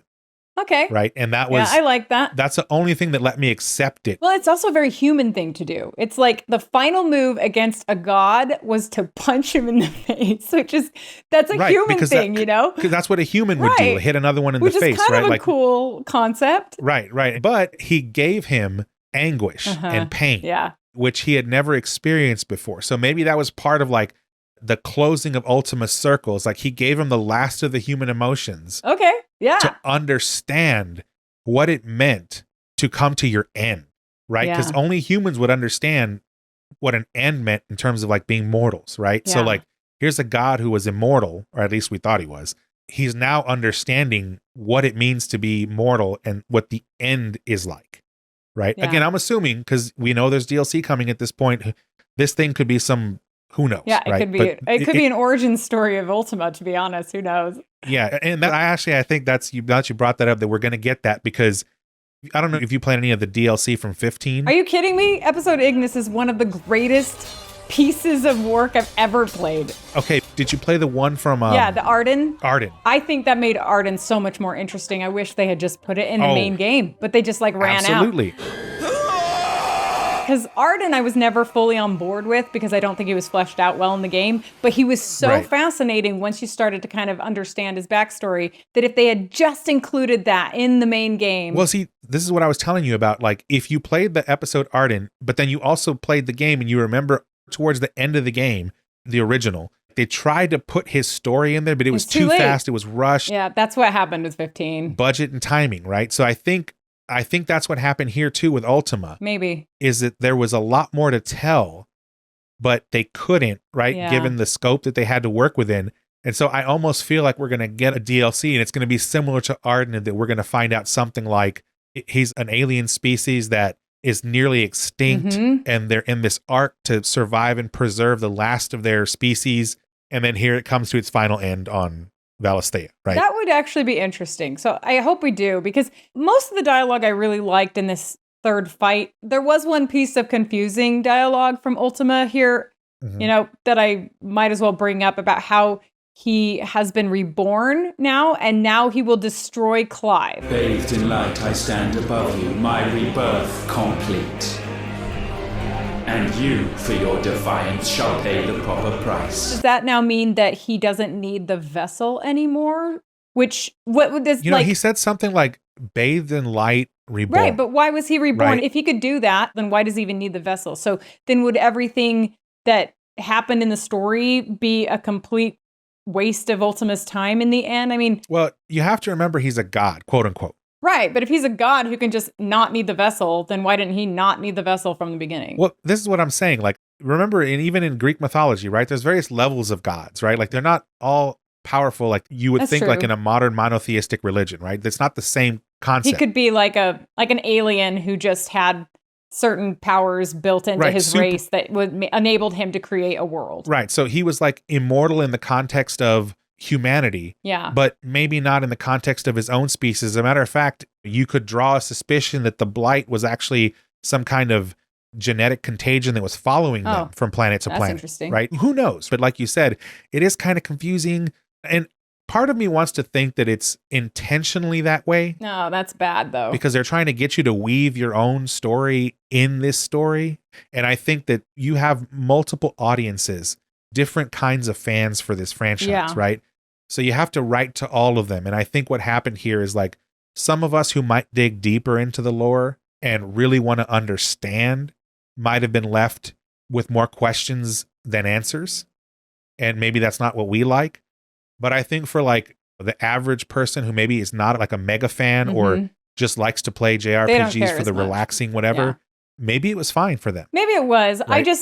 I feel like the writing was so good through this game that it could not have been intentional to leave these kinds of things out. Because yes, some things can be left to interpretation, like does the spinning top fall, right? At the end of Inception. Like that's something that can be another great movie. I'm glad you saw that one. I did see that one. But like that makes sense that it could be left open to interpretation. But when you start confusing your audience, that's when it becomes a problem. And I felt like the writers were too good for that they could have remedied that easily. Or maybe they had remedied it, but it got cut out because they didn't have the budget or the time to finish it. I don't know. But I cannot accept that it was intentional to be that ambiguous. I feel like you have a very good point there, that it does feel like something like it was missing, was lost. Because I'm one of those people that always tries to give people the benefit of the doubt, or I always assume positive intent. I don't automatically go to, oh, this person's evil or they're trying to do me wrong, right? So when I think about this, like you said, the writing is so good, it doesn't seem like it would be intentional. But my thought when I hear that is the writing is so good that the answers are in there. I just can't find them. We just haven't found them or haven't figured it out. Right, but that means it's bad writing. Because if you cannot find the answers to basic questions, that means it's not good writing anymore, right? That's what I'm saying. There's this concept out there, I don't know if you've heard of it, called lenticular design, right? And it's a concept in designing games. And what it means is you can have a game piece or something in the game, and different people can look at it and they will see different things. So think of like when you used to have those little cards with holograms and you would turn them and you would see different things. That's kind of how lenticular design works. And so the thought is like, you're actually putting multiple things in there. And then depending on how you look at it, you see a different thing. That's okay with deeper meaning, but it's not okay with basic plot. Does that make sense? Absolutely. I agree with you. You know, like I love if you can, that's good writing, is when you can nail both. You got the plot that makes sense, but those who want to go deeper can interpret as they will and go as deep as they want to. And that's what they did throughout most of the game, which is why when it comes to Ultima, it's just confusing. Like what went wrong? I can only assume one of three things happened here. One of them is, as I said, it's there. We just haven't found it or figured it out. Right. Two is that it was there and it got edited out either due to budget or time or whatever. Or the third is that it was intended to be in the DLC. Yep. Could be that. Which it could be that. To me, it's one of those three things. I don't love when main plot is pushed to DLC. I think DLC should enhance main games, not fill in holes for them. But yeah, I agree with you. It's probably one of those three things. But interesting stuff to think about, I think. Oh, for sure. Should we move on to the aftermath part? This is after we punch him in the face. After we punch Ultima in the face. He's lying on the ground. And up to this point, during my first playthrough, while I'm confused by some of the Ultima stuff, I'm mostly willing to let that go if the game sticks the landing, right? Right. And I'm just praying that they stick that landing because I love so much about this game. I want them to just knock it out of the park and reward the dedicated gamer for all of those hours spent doing like every side quest, mastering every ability, even reading everything in Harpocrates' like archive, right? I'm that person. So at this point in the game, we're done with gameplay and we're just watching the closing cutscenes. And it begins with a dying Ultima lying on the ground after the punch to the face. And there's some resolution dialogue between he and Clive, which is mostly pretty good, like about fighting fiercely, even if only being rewarded by suffering, which I think that's a good theme. What do you imagine will befall this world? Now that you have gained your precious freedom. He did say, though, that he wasn't sure, right? Because Ultima true. asked him, like, and Clyde's like, I don't know, but I assume it's going to be rough. So that is actually kind of a side note critique I have. So I wasn't in love with the line from Clive that said, we fight. We fight. We survive. We endure. We don't need a reason. So the reason I didn't love that line is because I felt like, didn't we just spend an entire game, let alone the last few minutes of dialogue with Ultima, explaining all the reasons why we do fight? You know, like the importance of uniting with others and helping and serving other people, which results in fulfillment and like a kind of power. Yeah. So I felt like saying we don't need a reason was a little theme neutralizing, but I think in this case, so I agree with you 100%. There's a little bit of disassociation. yeah. But what Clive was trying to convey to him, because remember, the last thing that happens is he punches him in the face, right? Which is a very human thing. Right. And so we see the ultimate triumph of humanity at this point. We've now taken down a god. A human being did it. And so when I hear that line, to me, I was thinking he was speaking to the very basic underlying nature of humanity, not from the perspective of like rational thought, but more like the conservation of life and the preservation of the species. Okay. That life will try to preserve itself, To survive. and to propagate itself, like to the next generation of whatever species it is, Yeah. right? So to me, that was what Clive was trying to tell him. And by the way, I don't think he was trying to tell Ultima that in like a condescending way. I think he was trying to tell him that this is the exact same thing you were trying to do. You were trying to preserve yourself. The same thing you were trying to do that would have resulted in the destruction of our species. Now you're experiencing it because we decided to save ourselves. Okay. I can see what you're saying. I think you're right. That's what the writers were intending. I just feel like it had kind of a converse result. Right. It could have been written a little different. Right. Maybe that's it. But again, small critique. I was like, that line doesn't matter that much to me, right? Just stick the landing. So let's remember again what happens here. So Clive takes Ultima's powers, pretty sure. He's the last man standing. Ultima fades away, and then Clive walks back to look at Joshua's body, where this is a moment where he's finally allowed solitary time To grieve. to truly mourn his brother in this, another incredibly heart-wrenching, amazing acting performance. It's just so good.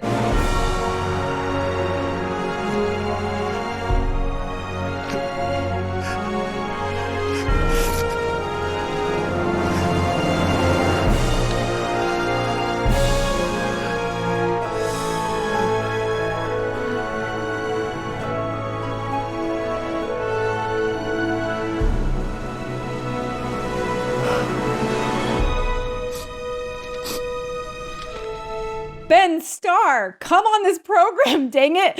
You are so good in this game. Right. And then the scenes, the flashbacks. Oh, yeah, man. yeah. So the flashbacks, right? So then we go into the flashbacks of Clive's time spent with Joshua when they were young, and they're amazing. They're great. I love that scene where Joshua ordains Clive as his shield with the power of the Phoenix.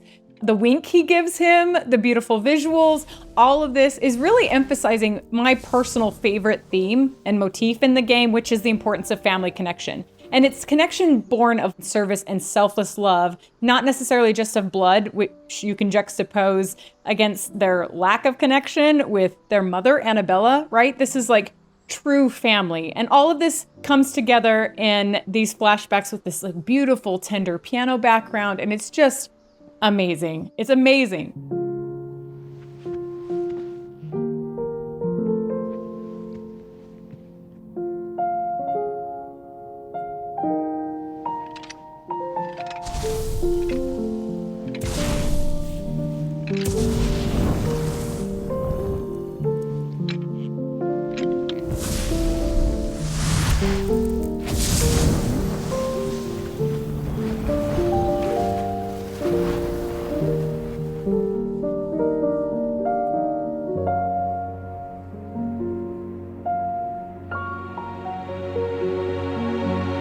I don't know if I should even say this, but the only weird thing in these flashbacks was that little baby Joshua looked like E.T.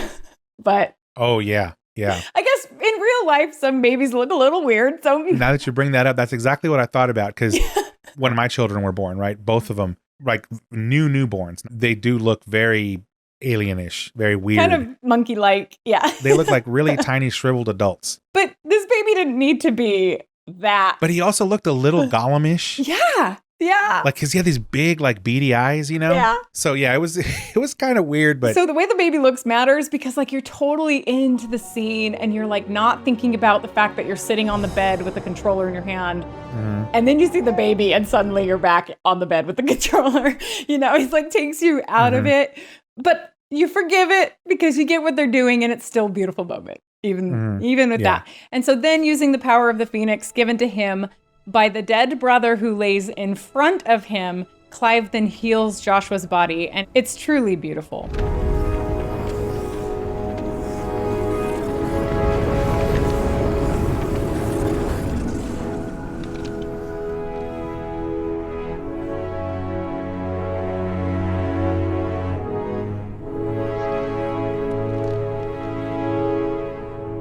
However, this is where the writers and I start to part ways in terms of preference. And I will say here that these views that I'm going to express, they're obviously subjective. They're just my own opinions. And some people are going to hate them, but I need to get them out of my system, okay? Somebody's about to get hit by the bus. On this one. So the moment Clive heals Joshua's body is a powerful moment. I was totally captivated, right? Now, that said, just about everyone knows, and especially every Final Fantasy fan knows, that the Phoenix rises again. Mythology, previous Final Fantasies, even Harry Potter points to this fact. Phoenix Downs, which are items in pretty much every Final Fantasy game up until now, although they're not prevalently used in 14, which has the same creators as 16. But anyway, Phoenix Downs are one of the most well-known items you can use in most Final Fantasies. And they're literally shaped like a phoenix feather, and their sole purpose is to bring people back from the dead. How much more powerful would it have been if during that moment when Clive intended only to heal Joshua's body, he healed all of Joshua, and Joshua rose again? Would that not prove the real power of the Phoenix, and even more importantly, show the power and ability of their brotherly bond? I mean, after defeating Ultima, Clive could have raised Joshua right then and there, and I would have been on my feet giving this game a passionate standing ovation because I love Joshua. I wanted the guy to live, and I don't think it takes away from his willingness to sacrifice himself by bringing him back to life. He still was willing to make that sacrifice, and I think it would have made logical sense. Yeah, so they mention once earlier in the game that even the Phoenix can't bring people back from the dead, right? So they throw that into the dialogue so that we understand it. But what if he can, and they just don't know it, right? Clive took Ultima's power too, remember? So didn't Ultima bring life to everybody? I mean, wouldn't it have made sense for Ultima's power that Clive absorbed to lend that extra, maybe creation type strength to Clive's power of the Phoenix? I mean, there are so many ways to justify it. I just really wanted that warm reunion after hope was lost. I wanted that embrace. I wanted that miracle after all of this sadness, right? So I think you actually got it though. Because you don't think he's dead? I don't think he's dead. But I don't know. I mean, I think he's dead. I think Joshua is dead. I think there was that moment where there could have been this like mind-blowingly good scene. I mean, it was already good, but it could have been like explosion good. But instead, Joshua stays dead. And he doesn't have a hole in his chest. Yay for that. But he's still dead. Everything you said, I agree with it 100%. Here's where I think, again, it's one of those things where like the writers left some stuff in there and it's up for our interpretation. And so we're kind of like trying to, I admit here, I'm a little bit grasping at straws on this one, but here's what I'm thinking. Okay, lay it on me. I'm so curious. So Clive comes back and he attempts to heal Joshua. And so Joshua's fixed up like brand new. And yes, you definitely got the impression that it didn't work because he walked away and said something like, well, I guess that Ultima's power is too great for a vessel to wield. It seems Ultima's power was too great for this vessel all along. But Joshua was the Phoenix the entire time, right? And then immediately, like it hit me. Oh, the Phoenix, Joshua, Yeshua. It makes sense, right? It's all tying together. That's why he has that name. And then I thought, oh, maybe this is how the resurrection happens. But remember, the resurrection doesn't happen right away. It's delayed by a certain amount of time depending on... But this is the game. I know. If that's a thing, they need to show the thing. You can't just like... So we'll talk about that when we get to the post-credit scene. Oh gosh, okay. But... I got a few things to say there too. That's how I got back to it. I was like, okay, now it all makes sense. So I actually think... Oh, because the book... I actually think Joshua did survive this. And that's when he wrote the book? That's when he wrote the book. I did wonder about that. And it ended up legend, if you want to call that, much later. So my hypothesis is that when Clive ended it, which I know you're going to talk about in a second, that, I don't want to call it reset everything, but interesting. It essentially gave Joshua back his life. Okay. In other words, he resurrected, rose from the dead, the whole Phoenix thing. And then he wrote the story. I don't think he actually wrote the story. I think Clive wrote almost all of the story, and then Joshua wrote the ending to it. And then took full authorship credit? Well... Because it says it's written by him. We only saw the cover, right? Yeah, that's true. Interesting. Okay. The book thing... I think he lived. I do think he died. But then he rises again. But then he resurrected and ended up living. But then what? They're going to make a sequel? Is that... Because they can't just play that out in a DLC that's like a 5-hour episode. Well, see, that's the weird thing. I don't know that the DLC is going to be a continuation of the story. Right. It's probably like origin stuff or like playing it from different characters' perspectives. Interesting. Or the thing that would be super interesting is like, there's clearly a massive gap between when Ultima showed up in that arc and where the story starts, like thousands and thousands of years, right? To see people like start out Akashic and then basically morph into free will consciousness. Right. People. There's a whole like backstory that can be told there, right? Because I feel like this ending that we're talking about right here is the actual ending of the story. And then the book gets handed down. It's now legend, right? So you now have all that. I don't think there's much to say between the ending of the game as we know it now and the post-credit scene. It just seems like that's kind of a reset period for humanity. I think it is a reset period. And I'll make some arguments as to why I think we still should see parts of it. But that's interesting. So percentage-wise, Joshua dead versus not dead.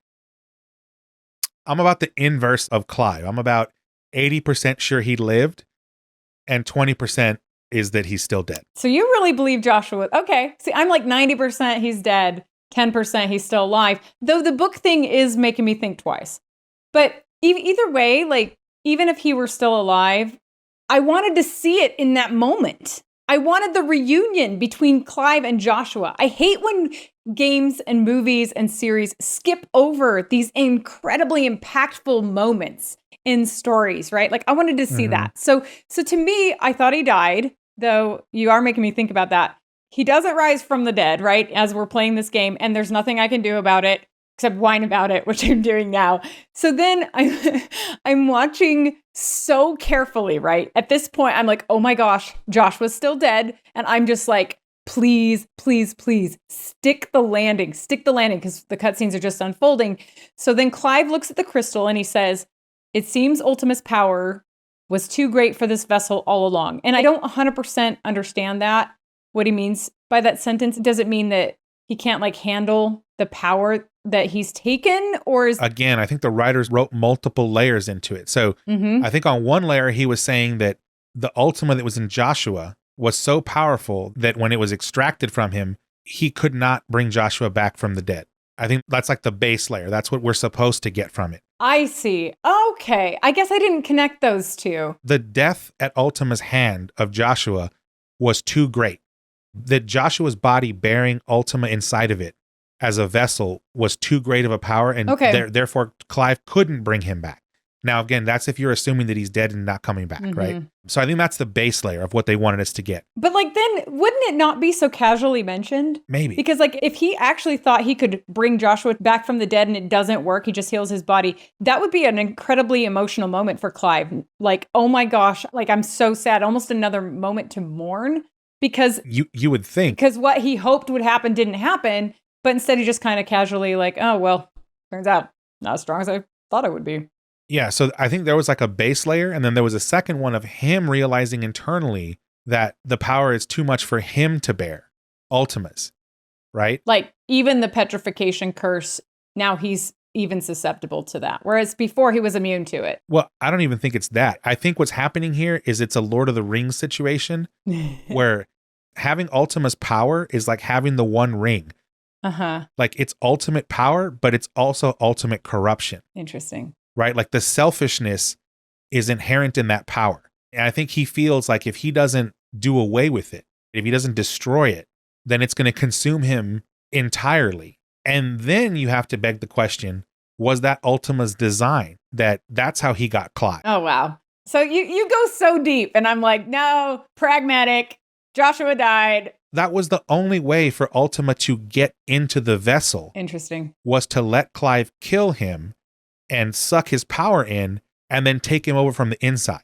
Again, completely reaching. Yeah. But yeah, I'm not sure I buy it, but that's an interesting thought. So I think Clive realized on multiple levels that he could not just keep this power and just keep on going. I do think that was in there. Yes. Right. And so then that brings the next set of things. Right. That so here. The next set of things. Oh, the things, right? So many things. So Clive confirms that he does have Ultima's power. There's some good monologuing about what is happening there, which I really appreciate. Perhaps I can use it to set things right. And see Ultima's legacy. Bearers, dominance, crystals, magic. Consigned to the flames. Then he destroys that final crystal heart.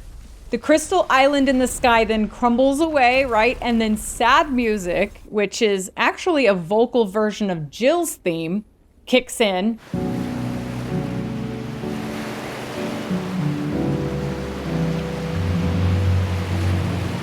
Then we see Clive washed up on a beach, meaning he's apparently survived this like epic fall from the crystal. And then the credits start rolling, and then we catch a glimpse of Clive's petrified fingertips from the bearer curse, signifying that he's no longer immune to the effects of magic, which he has been up until this point. And then he casts one tiny little fireball. His whole hand petrifies, and he collapses. And it seems pretty clear to me that he is supposed to have died, having been taken by the bearer's curse, which I would hope was caused by that final act of actually destroying the last crystal and not the dinky little fireball that he casts at that moment.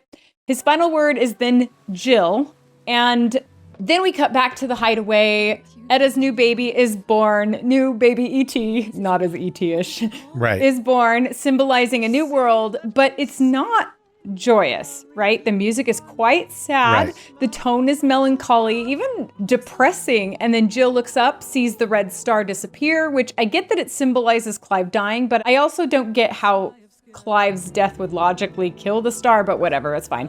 Jill cries, she runs, Gav realizes what's going on. He hangs his head and also cries. And then Jill and Torgal cry together, which I gotta say, like, as a dog lover, the howling Torgal is so sad.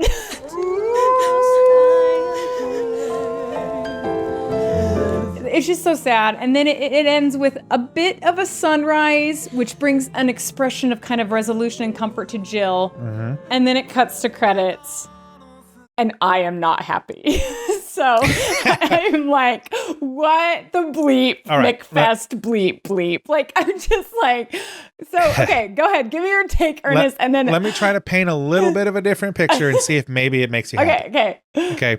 So at the scene where Clive walks away and he says he wants to see Ultima's legacy consigned to the flames, even if it means the end of me. So what he's talking about here is Ultima's power being consumed in flame, right? Like, because again, the Phoenix, Ifrit. His power needs to be put to an end, basically. Right. But it makes sense that it's going to be consumed in the flame, right? Historically, right? Humans use flame for several things.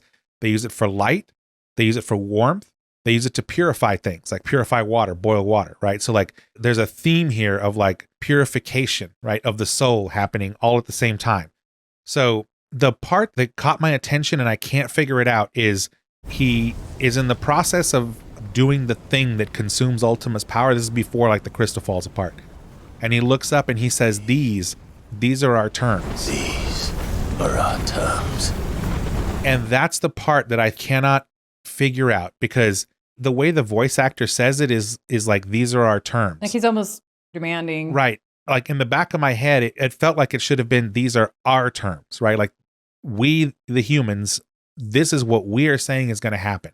Because we have free will and because we have made the set of choices that have gotten us to where we are at this point, we are going to destroy these things. These are our terms, right? So what he's doing is he's sending that message back up to that star that you said that faded when... Metia, I think. Yeah. And so I don't know exactly how the writers intended this, but I know that there's this one belief out there that humanity actually came from this one constellation in the sky of stars that like our predecessors or whatever. This is a belief in the game or a belief in Earth? No. Just in actual like human beings. Okay. Like there are people that believe that there was like an ancient species that still lives in some stars, and that they sent the initial stuff down to seed the Earth and start the evolution, much like Ultima did in this game, right? Okay. And so I don't understand if the writers here are trying to draw that parallel in that Clive is sending that power back, right, where it came from, and saying like, we're done with it. We want no part of it on this planet, right? So he gives it up, technically kills himself in the process, but sets the terms. And I remember him saying before that, I don't have the exact words here, but it was something like he wanted to get rid of magic, bearers, icons, and he like named the list of things, right? That he wanted to basically reset. He didn't want any of that anymore. Which is great clarification from the writer's part to the gamer so that they do understand that part. Like, I like that he spelled it out, even though it's very on its face. I think it was necessary because there was enough confusion. Right. So to me, the whole like scene of it saying these are our terms, the trade-off is that he will lose this ultimate power that Ultima gave him. Magic is gone, but the curse of the bearers is now gone because there are no more bearers. Except for him, apparently. Well, yeah. Or the ones that were still alive. But the point is like, there will be no more born. Right? So the curse is lifted at that point by sacrificing himself. So the next generation that's going to be born are going to be born pure and clean of this affliction that Ultima had wrought upon them. Right? And then there's the implied thing like, okay, well, if you reset all of that, what happens to the blight? Because the blight was a result of the constant usurping of all that ether, right? So magic's gone now. So the world isn't being destroyed anymore by the blight, therefore the earth can heal. Right. So the blight would either cease to exist after that or would just gradually abate until it was gone. Now, the thing is, I don't think all this stuff, including the part about Joshua not dying, is stuff that happens immediately. This is all stuff that has to happen over time. Yeah, it takes years. So what I think happened here is he sacrificed himself to remove the curse of the bearers, to remove the curse of magic on the earth that was causing the blight, and basically freed up everything, gave himself in the process. And that's how humanity is able to continue or to move forward without being under the weight of Ultima and his machinations anymore. Right. But where's the part where I'm happy? And then, like you said, the crystal falls apart. We don't know what happens to the ark at that point, if it falls apart, if it falls down, if it vaporizes, who knows? I assume it disappears with the crystal. I mean, it could, but... I mean, the ark is the crystal. The crystal was around it, was kind of like a cocoon around the thing. I'm pretty sure that when the crystal falls, Origin is still up there. It just doesn't have the cocoon around it. I thought that it all disappeared. Something happens that it's no longer flying or floating or whatever, and stuff is on the ground. And so Clive washing up on the beach is exactly what you said. His little hand casting that one spell is trying to show like magic is fading from the world. Right. It's not instantaneous, but it's leaving. Right. But like, I get all of this and I follow all of this. That doesn't mean it has to be so dang depressing, right? So, okay. Oh, so I think what happens after that, what we don't see is actually where it ends up okay. That's the problem, is we don't see it. That's well, this is a final problem. This is a Final Fantasy. No. Okay. You have to suffer. Not every, well, most of them, you're right. Okay. I was going to say, it's a Final Fantasy. You're going to suffer. And it always makes me mad, and I keep coming back. Okay, let me go through my thoughts after playing this, because I agree with you. All those things are happening, right? So I am watching these cutscenes unfold. Clive dies, depressing song, everyone's crying. What the bleep? I'm sitting there, I'm thinking, I dedicated like 80 hours of my life, my very, very limited free time, right? As a mom, you're a dad. For this ending, for me, it was like... Oh, you hit on exactly why I think the ending was actually pretty good, and I liked it. which is exactly what you're saying. You spend all this time, right? And it's super depressing, right? But as a parent, think about it from a parent's perspective here, right? So like he sacrifices himself. He's on the beach.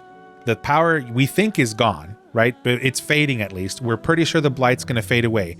And the very next scene is the first baby born without the curse on it. That's what Sid wanted. That's what they both wanted. I don't care. It's depressing. They don't pay off the good stuff. It's the circle of life, and it's like in real life we get to watch things unfold. In this they just cut it off, and that's the biggest problem, right? Okay, I have to explain this. I know I'm being kind of a psycho. Okay, so to me it just felt like this sadistic ending. Like some person who got a thrill from depressing everybody wrote this. And okay, going back to your point, I'm a realist. I know how Final Fantasy endings can be. I gave an extensively long video analysis on YouTube of the ending of Final Fantasy 15, which also was disappointing to me for many of the same reasons. Oh, I love that. I love the ending on that. Oh, no, bad. But this was even sadder than I thought these writers could stoop. I guess maybe I hoped that they had learned their lesson, because people expressed how much they hated the ending of 15 to the point where they actually created an alternate ending entirely that went a little too far on the other end, where like everything was like fluffy and happy and Ignis didn't even get blinded or anything, you know, everybody survives, blah, blah, blah. But I also thought, well, maybe they'll follow the path of their own Final Fantasy 14, right? Because this is Yoshi P, his team.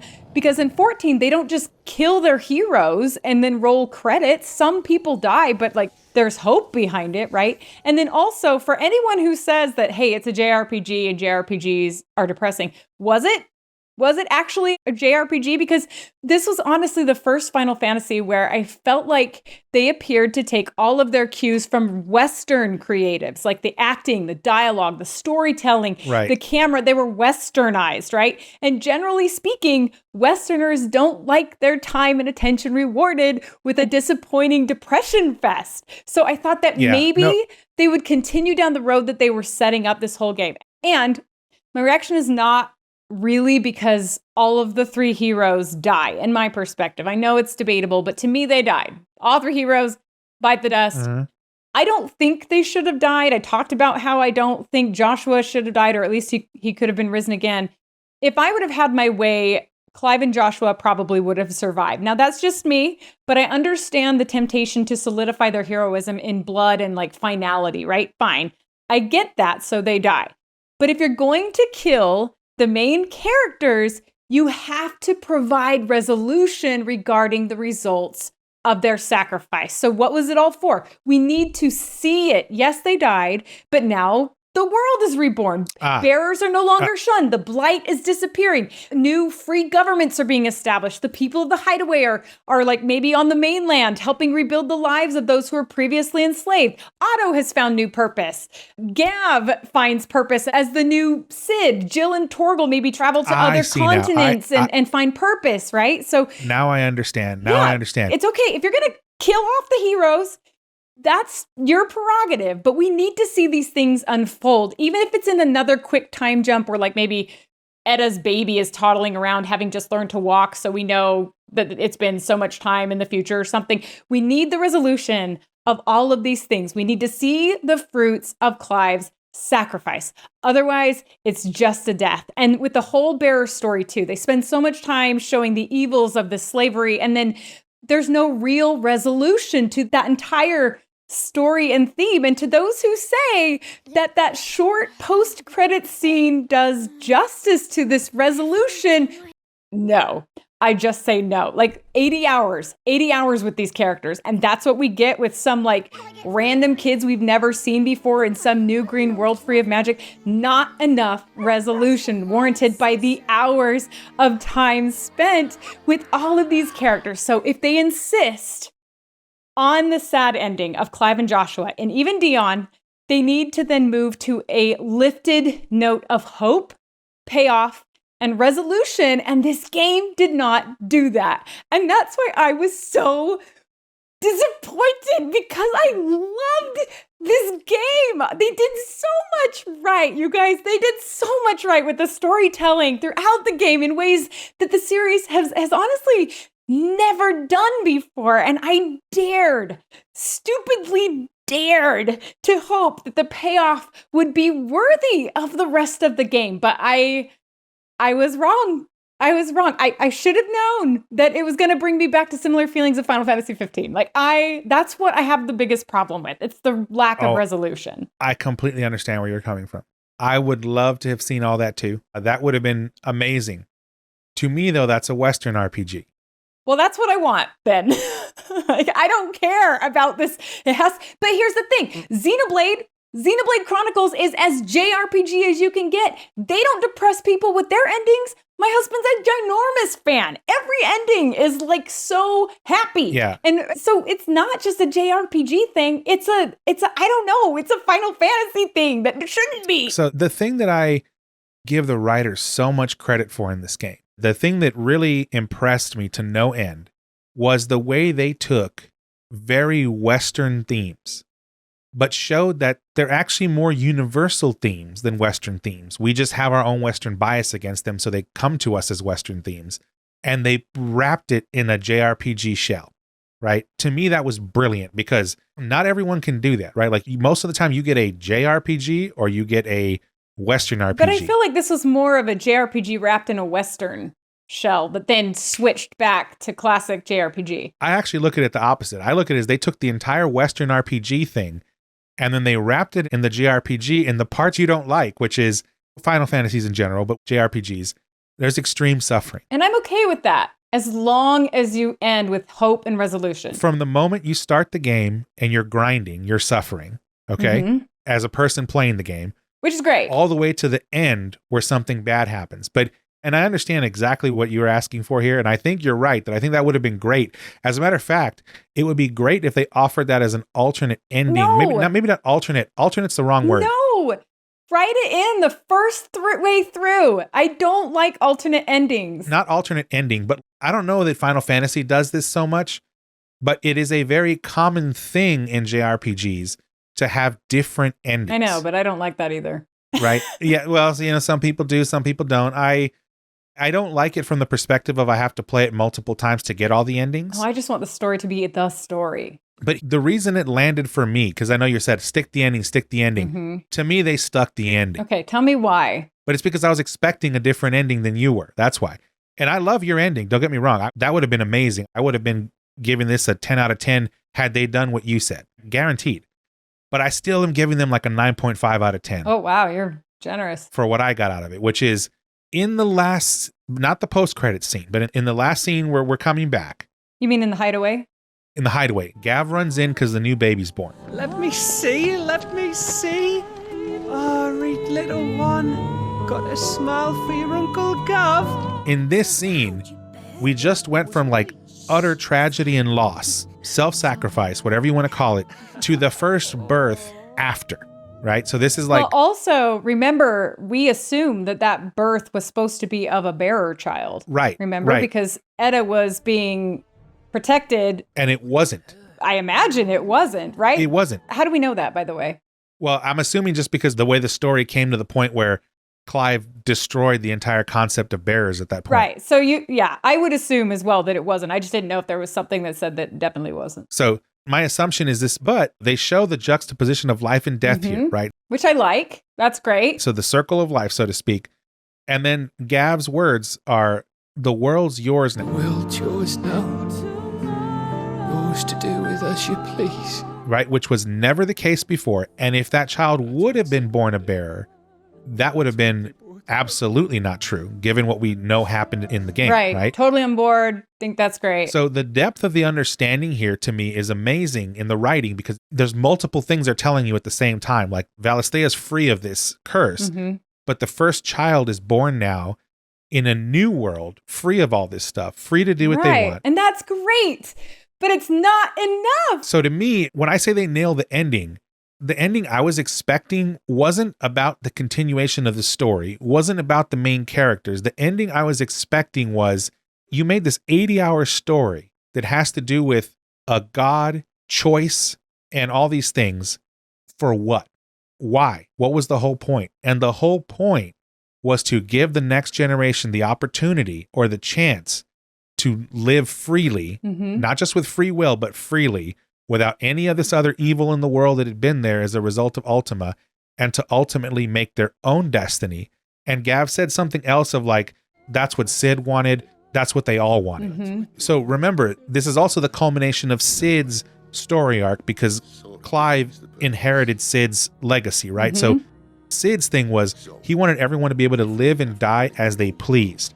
When you have something like Ultima just hanging over you, that's not possible, right? So this child had the first opportunity to be able to truly have what Sid wanted all along and what Clive ultimately gave his life for. So you think, okay, and I agree with all of that, but you would argue that seeing the baby born with this depressing music and everybody crying was sufficient for you for the ending. Like that was enough. To me, that was the ultimate payoff right there. Looking at it as a father with children, that is what you want, right? Yeah, but you want to see the world that your child grows up in. You do. That's the joy, right? You do, but imagine we're telling a different story. Imagine we're telling how the world was in 1939. There is a group of people, or there are a group of people, we're a group of people, however you want to look at it, who just seeing what we saw at the end of this game, given the context of what happened between 1939 and 1945 in this country, that would have been the ultimate ending they could have ever asked for.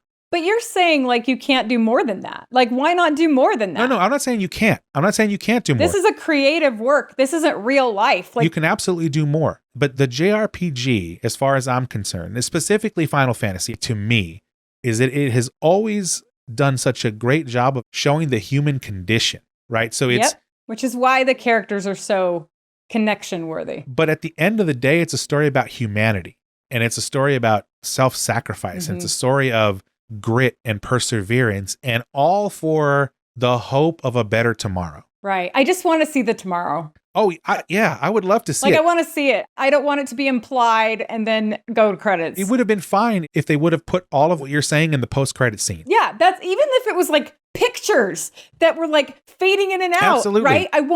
That still probably wouldn't be enough for me, but it would be better. They could have done that, right? But again, to me, that ending landed. And then there was some more around that. So Jill, right? The sky finally clears. And so Jill realizes that it's over. She can now see She can see Metia. Yeah. And Torgal comes out to howl at the moon. But when I was little, I used to assume that howling at the moon was a thing, right? That wolves howled at the moon. It was often being done as either a mournful thing or something sad. But it turns out, so I went and pulled this from like a Smithsonian article. Howling may be heard at night, but it's not a behavior directed at the moon. Instead, it is used as a social rally call, a hail to hunt, or as a territorial expression. Did you know that individuals have different howls that can be heard by other wolves 6 to 7 miles away? A howl can even help a lost wolf find its way home. Though me, as the pragmatic writer, I would say he's howling because he's sad. Like it's not that deep, but I love that you're pulling that because maybe that was the intent. To me, yes, Torgal obviously knew he died. He felt it. But to me, it was Torgal calling him home. That's a cool thought. And then, as you said, the sun, it rises over the mountain. So a new day dawns, right? This is the life goes on concept. The sun rising was like rising like the phoenix, right? Salvation, light, conquering dark. Everything just ties into the whole like. But the phoenix didn't rise. That's the problem. No, I think we're past that, Clive. And then we get the whole part of, and thus did our journey end. And thus did our journey end. And then the chapter flashes and the little title says a farewell to fate. Which is cool. I like that. And so the thoughts I had were, this is ultimately a tale about humanity, about freedom, free will, choice, right? Clive chose to disregard fate and make his own choice and live and die as he chose, which is what he wanted, what Sid wanted. There was a whole point of this thing, right? And so I think the point of this game is that the essence of humanity is choice. And perhaps the actual meaning of life in itself is choice. But to me, they nailed the ending. They nailed it. They absolutely nailed it. So, I'm really glad that you think that because I totally disagree. Yeah. But I'm not saying it's perfect. It's not perfect. It's not perfect. But it's cool to know that it didn't bother everyone like it bothered me. And I know it won't because, everybody has their own opinions. Yeah, to me, they did not stick the landing at all. It left me super disappointed, super feeling unfulfilled, like I wanted more. But in hopes of not leaving this discussion with the same tone that the game left me, which would be undeserved, I do want to stress that overall, I thought the ending scenes, the sequences, the dialogue, and the battles were generally really awesome. I quite enjoyed all of that. It was not until the crystal was destroyed at the very end that I was left feeling like I fell completely overboard. So I'd say that they got the ending mostly right. It was just that sticking the landing was so important to me that I can't ignore it. It stuck with me as an emotional vibe long after I concluded the game, so the fall short was just a shame for me. But I'm glad that you disagree. Look, as an American and a Westerner, I would love to see the ending you're talking about. So why not? But I understand. No, but no. I understand. This is a Western game. They had Western voice actors. They clearly used Western creative techniques. Actually, now that you bring that up, did you look in the credits when they were rolling at all of the voice actors? Yeah, but the voiceover was all recorded in English first. It's the first Final Fantasy where they've done that. Right, but it was impressive, like the sheer number. Oh, yeah. It was just interesting looking at all the names coming up, and I was like, wow, they really put a lot into the localization efforts for this game. They did, except for one part, which was the freaking ending. I'm so glad that we have a different opinion here because so glad. Again, it's not perfect. I am not saying that it's a perfect ending, but I agree with your takes. It's not that I disagree, but as a writer, you can't just cut it off. You have to play out a conclusion. And if you were to do this to a Western audience in a movie, you would get slammed. Yeah, but you might as well kill all the dogs and the children. The baby and the dog might as well have died. I mean, John Carpenter does that pretty frequently in his movies, but either. That's a different topic. And I think you might have identified a key gap here in this writing, in that I feel like the ending as it is, and as I experienced it, is going to be very different for someone who's a parent, a father, a mother, whatever, versus someone who isn't. Yeah, but you say that, and you and I have very different opinions of the ending, and we both have 2 kids the exact same age. So truly, but it's just because, sometimes with movies, if you wait a couple of years after a movie releases, and then eventually they release now it's the 4K UHD version, but it used to be you'd get the Blu-ray, but you'd get the bonus features or whatever, right? Bonus features. A lot of times you'll get alternate endings, right? And so yeah, but I hate those. Just get the ending right. The script is the cheapest thing to fix. Remember, though, there's the movie the director wanted to make, and then there's the movie that the audience wants to see. The studio needed to release. That's why they do, test screenings. I feel like with something like this, they didn't do any in the United States. There should have been a similar thing where here is the ending that the writers wanted to tell, which is what we got. And here is the ending that gives you payoff, gives you the warm and fuzzies. I see what you're saying, but the point of the writers should be to tell the best story in the best way possible and not negate the opinions of those who are devoting their time to play it to get to the end of that story. So, but I mean, we could argue about this for forever. Yeah. There's a couple of last things I wanted to call out in terms of lore and etymology before we head to the end credit scene. Go for it. Ultima, right? His name. We know Ultima. If you've played Final Fantasy for many years, you and I have. It's a giant spell. We know about the spell, ultra powerful. But the definition of Ultima, right, sort of for where ultimate comes from, is the last in a progression or a series. It's final. It's from medieval Latin, ultimatus, last, final, from late Latin, past participle, ultimare, to come to an end, to be last, right? So you get the point here, right? So it's the final, the end, right? So Ultima in this context makes sense, right? That's why he got his name. But the other thing to point out that I thought was interesting is while he's Ultima and he's the end, he's final. Mythos, right? They keep calling Clive Mythos throughout the story. Mythos. Mythos has kind of multiple ways of looking at it. So if you take the root myth, a story often describing the adventures of superhuman beings that attempt to describe the origin of a people's customs or beliefs or to explain mysterious events such as the changing of seasons. a person or thing that exists only in the imagination. For example, a dragon is a myth.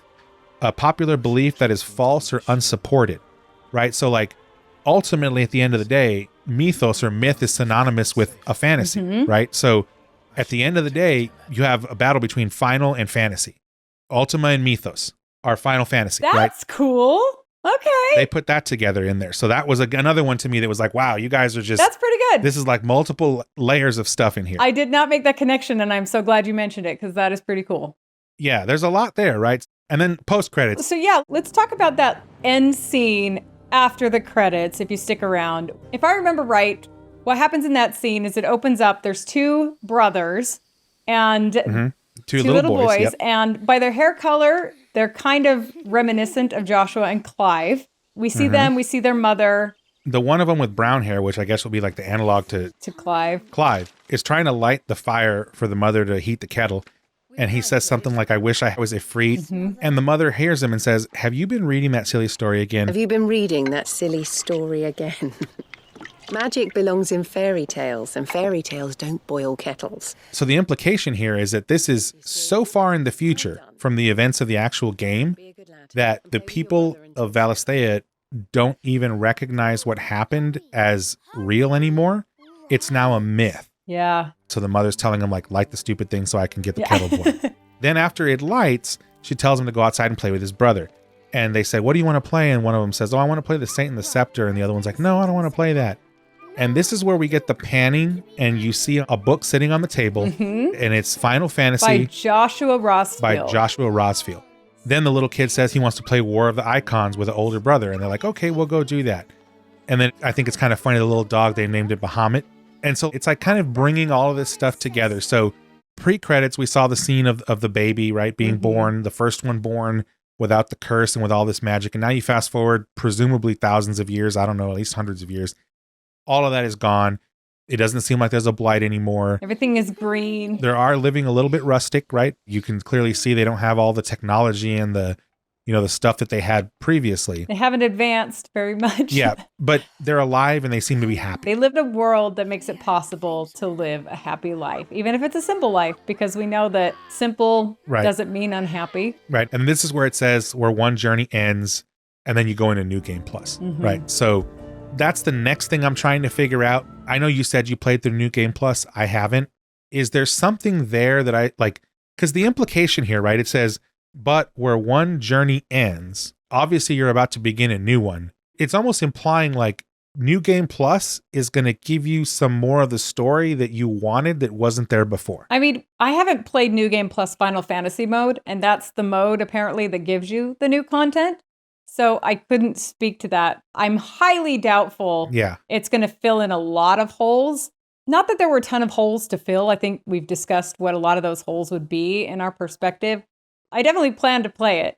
But it was interesting that you mentioned the book, because Final Fantasy XIV, every chapter or every story is basically told from a storybook and one person voicing it. So ends a glorious chapter in their tale. So it's very reminiscent of that, which is, again, the same people who created Final Fantasy XVI. Yeah. In the current mode that I finished, the highest you can build in terms of the weapon is I don't know how to pronounce it. The Gododamarang? Whatever it is, the G sword. The G sword. I know that in New Game Plus and Final Fantasy mode, you actually craft the Ultima weapon. Yeah, you also can take your level all the way up to 100. So right now I'm feeling a little incomplete because I'm only at level 50. So I'm wondering if like in crafting this weapon, because it's the Ultima weapon, there's more revealed. I guess we'll have to find out. It could be possible that we haven't actually finished the game yet, so to speak, that you have to go through it at least twice to get the full story. Right. Take care, Clive. I have many more tales of your father's exploits to share. And I cannot very well do that if you're dead. Again. So I think it's safe to say that this is an amazing game with an amazing ending for me up until a point. But that doesn't mean that the game sucks, right? The game is amazing. It's so good in so many ways. Yes. And it's nice to hear that Ernest was not as bitter as I was when he finished the ending. So I'm actually pleased to hear that. Yeah. Now let me ask you a question. Had they ended it right after that punch where they punched Ultima in the face and said it was over, and just cut it right there, would that have been okay? No. No, you still wanted more. No, resolution. Ernest, there's no resolution there. That's just a chop. Yeah, that's true. Like, that was just taking the Goddardammerang and slicing the end of the story right off. Like, no. That makes sense. So I, too, share the opinion that the game was excellent. It's the best one I've played since 10. Would I rank it above 10? I don't know yet. The hero dies in that, too. This is an excellent game. And so, like, I wanted to close by just kind of saying thank you to the team that did this, to Yoshi P's team. I agree with you. Despite my differences of opinion in some of these areas, special thanks, shout out to the entire creative team and all the developers from me as well. Yeah. It was an awesome experience. It's a phenomenal undertaking. A JRPG is a very difficult thing to do. I wouldn't know, but I can only imagine. So thank you to them for doing that. Yoshi P for kind of taking this thing over and shepherding it, because it needed someone like Yoshi P to be in charge of it. Totally agree. For people like us, parents who don't have a lot of time, for us to sink 80 hours into something. You should be a little proud of yourself. That is a testament to how awesome this game was. And I have not made this much of an effort to get a game finished, and I can't even count how many years. This is not just us trying to get you to come on our podcast. Like, these are authentic opinions. It sounds like we're like, yes, we love you, Yoshi P. I don't know what else to say other than to say that if they keep doing what they're doing, like they did with 16 going forward, I see Final Fantasy being in a much better place as a franchise than it's been in the past 22 years. Well said. I think that's a great place to end it. That's going to do it for this episode of the Final Fantasy Files. Again, not every episode is going to be this long. This was just a really epic topic that needed a significant deep dive. If you enjoyed what you heard, of course, subscribe to us where you get your podcasts, including on YouTube, where you can see the video version. And don't forget to leave us a review in Apple Podcasts, Google Podcasts, Spotify Podcasts, wherever you listen to your podcasts. You can also leave a comment or a question or your own take on something on our YouTube videos. And we may even read those comments on the air, discuss those questions on the air. You can also visit us at finalfantasyfiles.com. And with that, always remember to walk tall, my friends. And may the, what was it? Wait, you already forgot this? And may the flames of the Phoenix burn forever in your heart. I feel like that's wrong. It is wrong, but it doesn't matter. Like, the thing was so nonsensical. We're just making, actually that should be the trope. We should change it every single time.